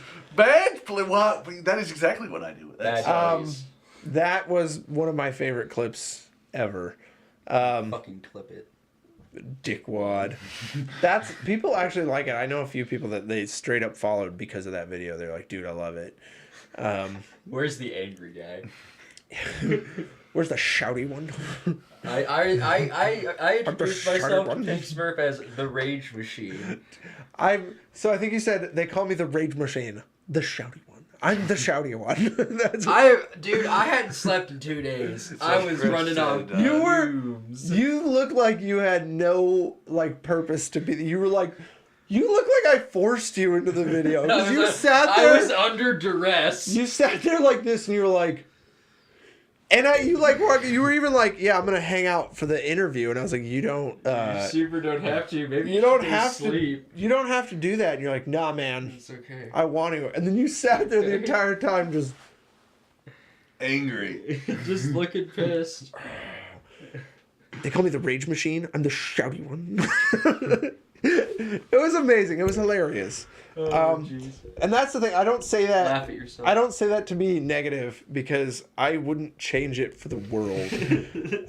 One of the things I appreciate about this is just like the fact that we get to just have fun. Which We the one get thing to be humans together. Yeah, the one thing I will say about, like, so, and this is something I said to Mills that I will say to anyone. The thing that I want this to be is to be a fun break from a sort of bleak reality that we're looking at right now. And it's just having fun. Like, if this stops being fun, I'm not gonna do it anymore. And I have fun. There are times where I get a little depressed. You know, like everyone says, just turn off which I don't know how to turn this off. I can see exactly how many are watching right now. One, which is Chris. Thank Chris. you. It's always Chris. But It's always Chris. they always say turn that off, and I don't know how to turn off, and I don't really care either way. But it's just one of those things, like, you can get a little depressed sometimes if you inflate expectations. And today has actually been, I think today has actually given me more hope. Because Mills and I were talking, and he talked about, like, so the quality of the stream has been at 1080p this entire time. Mm-hmm. I've dropped it down to 720p. It turns out that when you're not a partner, which we're not, you can't let your viewers change the quality of the video, so then it causes buffering issues. And so a lot of people end up walking away because they're like, Can't like watch I can't this. watch it. So we've had more people actually drop in and say hi today than we have in 6 months. We've gained some friends today. We got made some good new friends today. King Hebrew and here just chilling. Yeah, and then there was another person up top. Not so Not good. so good. Oh yeah, there was a King 878 or whatever. Yeah, so we've had a really good day. So I get a little bit of hope and stuff, and that's what kind of carries me through the week. If I have a bad day, that kind of fucks my entire week up. So this is one of those things where I do this for fun. So because it carries me. Dude, a funny story, true story. So do you know what House of Glass in Des Moines is? First off. No. Okay. Does it have to do with a specific green substance? The glass has a very specific application that will not be confirmed nor denied on this podcast. Thank you. Okay. But if you know what a head shop is, I was in there. Yeah. Okay. And I said there were these like two girls behind the counter, and they were like, "So what do you do?" And I work at McDonald's, so I'm sure as hell not gonna fucking say Not gonna that. tell them that. Do you tell them you're a podcast host? I was like, "Yeah, I podcast. Yeah, I'm a podcaster." And so they were like, "Let me." Also, they asked, "What's your budget?" And like, I have a little bit of money, so I don't actually have a budget. Like, I'm not going to buy anything nuts. So I said, no budget. So this lady put a water pipe in front of me that was over $6,000. And she's like, take a look at this. And I'm like, I can't afford you smell it. You threw the podcasting word out there, and it fucking came back at you. Yeah, and they were. slapped you So in the I face. yeah. You swole a little too much. You flexed a bit too much. That's what it is. Close to Yeah, the you sun on my flexed a little. beautiful hot dog wing. Well, so I went back to we went and saw. So I went to school at UW Platteville for theater, which is just over the border from Dubuque, Iowa. It's in Wisconsin. So I went there, and we were it was alumni night, and we were watching Hamlet. Alumni, if you will. Hamlet was really cool. The play. Okay, but okay. I didn't say there's like an Ethan Hawke. No, the stage performance of Hamlet. I went to school for theater. What is this? Hello! Sam Ket YT. Hey, what's up? Hey, buddy. Dude, we're making new great. friends left and We goddamn are. right. This is the How's it day. going? Y'all read comments? We do. We might be a little bit behind. We do apologize. He can't. Ooh. Wow, instant follow. Yeah, thank you. Welcome. Yeah. So anyways, what I was talking about, they were doing the stage performance of Hamlet, which was dope as hell. Because at the very end, so what they did this really cool thing. What's his name? Horatio. All right. They made him a figment of Hamlet's imagination. Hamlet was going crazy. Everyone knows that. So Horatio's chilling out, and he starts to go fucking nuts. And Horatio is his it's the manifestation of people's like insanity, because Ophelia also sees him after she snaps. Okay, but And he's almost the devil. I like that because there's a point. Pumbaa. Yeah. No, if you're talking about the translation of Horatio, doesn't really translate into the Lion King. Timon and Pumbaa are Rosencrantz and Guildenstern. Oh, are they? Okay, I think Yeah. it was Cassius and. No. I haven't read Hamlet in a while. I'm not. So gonna lie to you. Hamlet's going crazy, but at the end, everyone's dead, and they're all laying down dead.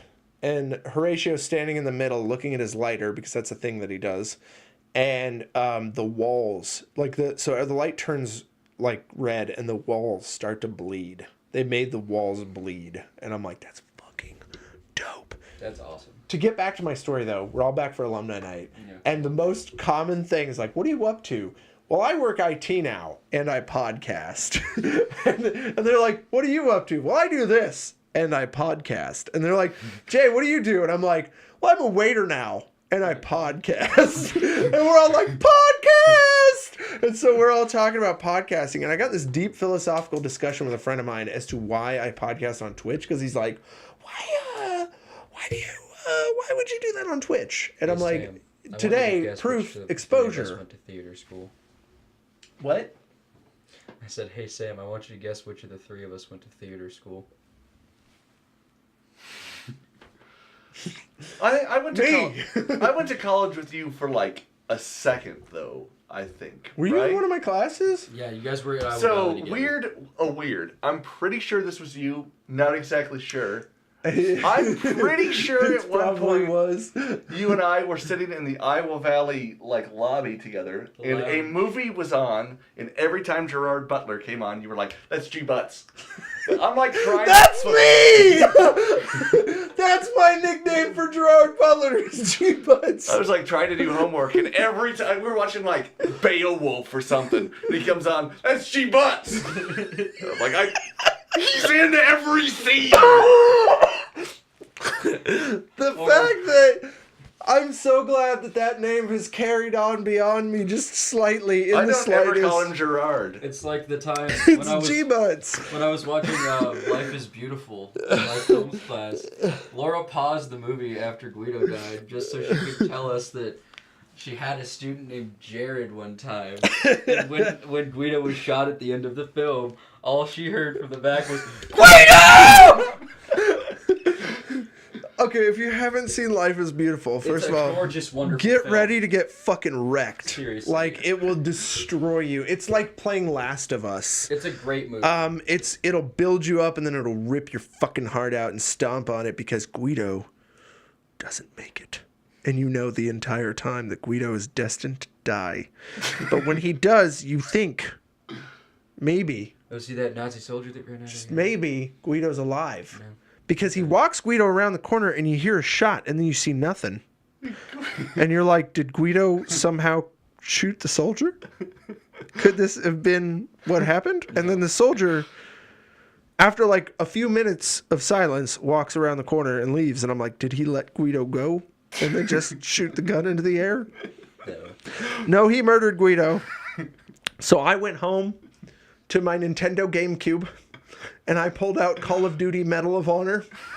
And I shot every one of them fucking Nazis screaming, "For Guido!" That's not an exaggeration. That is a literal thing. That actually happened. Wait, what is... Okay, so what we have... G-Butts is the new Dennis Quaid is a nicer Harrison Ford. And it is. G-Butts is... No.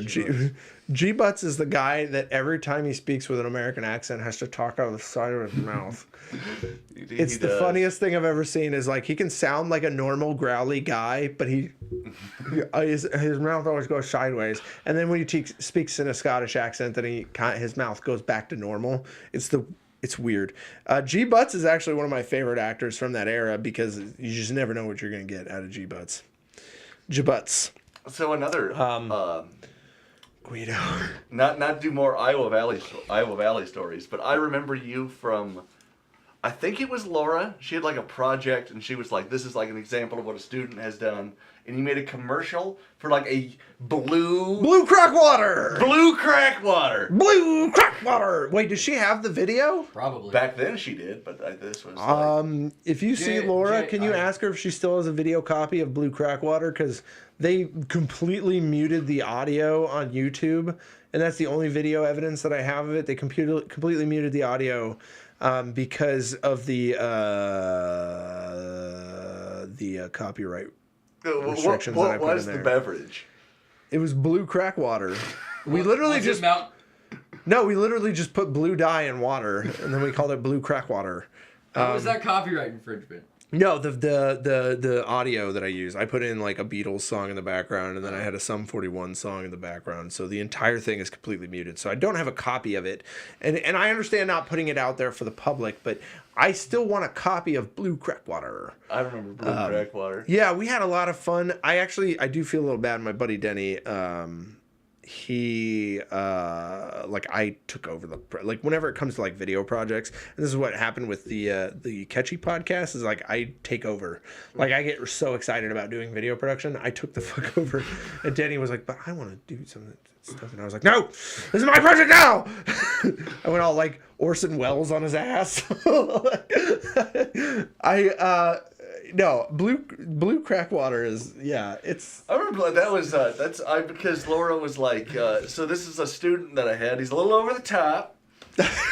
You guys don't have to go full 10. That's G-Butts! I have a question. Is there a picture of you were you dressed as a woman for any reason? He did vagina monologues, if I'm not mistaken. I did not do vagina monologues. You weren't in vagina Why do monologues? I have a perfect picture of you dressed Was as I a wearing woman purple? in my head? Was I wearing purple? I think so. Were you not? So are you I did a sure? French play dressed as a man, Uh-huh. but it was French, where I was basically like I had a long like feminine wig and stuff. Oh, it's just it's like you. it was but called you got Tartuffe. makeup on your face and earrings. Yeah, it's. And I'm pretty sure it's Tartuffe. There's a picture on the wall behind that light. Can you grab that? Not the like it's an actual picture.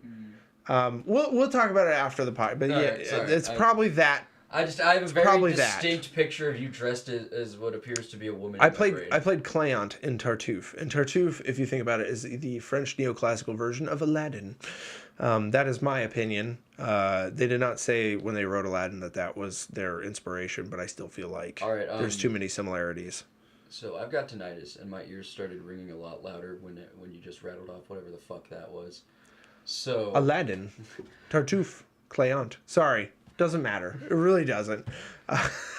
the air of pretension I got from that. Just Did I made yell? My ears ring. Did I yell too much? I yelled too much. No, I'm being a shit. I'm being an asshole. Oh, you're being an asshole. I'm being a okay. dick. Okay. I studied theater. I'm proud of my theater. Oh, I want to see it now.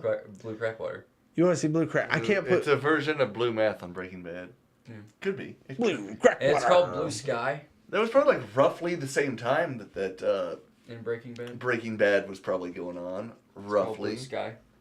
Might have been when Breaking Bad started. Yeah, it's been a long time. Like I've been out of school for like 4 to 5 years now. How old are you? And I'm You 30. can mute the 30. mic for a second. if I'm you- 30. I'll say it. I'm 30. All right. So I was 30 like, even. coming Level 30 into Iowa complete. Valley as you were like, I should Yeah. hate you for that. What? For saying that. What? You're level 30. I should hate Level you. 30 complete? I have a shirt. My wife got me a shirt that says level 30 complete on it for my birthday. I'm feeling hard I That's can punch. dope as hell. Hey, that's a cool statement. Yeah, it is. When you make it How to hard 30, can he punch? like when you make it to 30, you're like, how did I do this? Oh no, I'm Take a 30. minute. Take a minute. You're 21, right? I'm 22. You're 22, right? Think about this. Can you project what is going to happen to you 8 years from now? Like where you're going to be? Well, nothing's gonna happen to me 8 years from now. Can you imagine where you're going to be in 8 years? That's Not what I'm gonna saying. be anywhere 8 years from Don't now. get all he's depressing gonna on be on the me. ground. Here's what I'm going to say. So like 8 years ago when I was 22, I was just fucking going to school for the hell of it. Like Yeah. I was going to Iowa Valley and I was like, I'm just here. Like, I don't know what I want to do. I don't know yeah, where I I'm don't know going. how it's going to go. And then I went to Platteville and I was like, this is what I want to, I saw a production of Cabaret and I was like, this is it. And then I did 3 years of Platteville. I'm gonna be a song and dance man. 3 years, the best 3 years of my life. I'll say it still today. And then I got home and I was like, what do I do now? Because my wife had my then fiance, now wife, had a full-time job here. So I started at the theater and I said, well, we'll see how this goes. I went back to the theater. The movie theater. And then this super cool job opened up at Gamers and I was like, fuck yeah. And I jumped on that job. And then I was like, fuck Gamers. And this super cool job at the deli happened. And I was like, fuck yeah, I want to run a sandwich shop.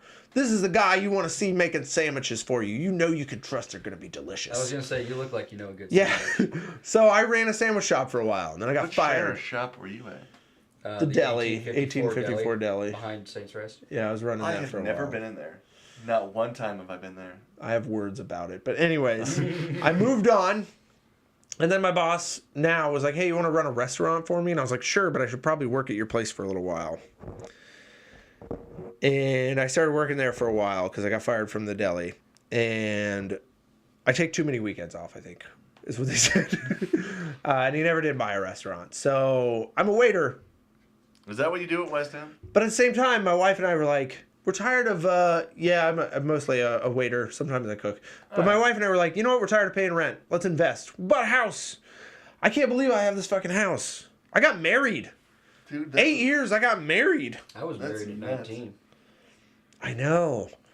It just blows my mind, though, like how much, like, and it just seems like so far away. Like, it seems like I've traveled so much in the 8 years. It's fucking nuts, man. It's knuckin' futs. Fuck it. I'm sorry. I'm never going to say that again.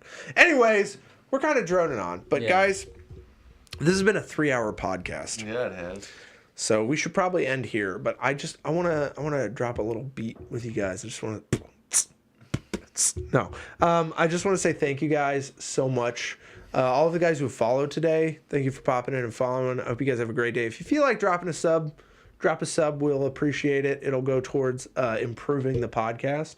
If you feel like sharing us out, do us a favor. Share us out to your friends. Twitch.tv/JustAnotherNerdyPodcast. Damn! You can hit us up on Twitter at JANerdyPodcast. You can hit us up on Facebook.com/JustAnotherNerdyPodcast.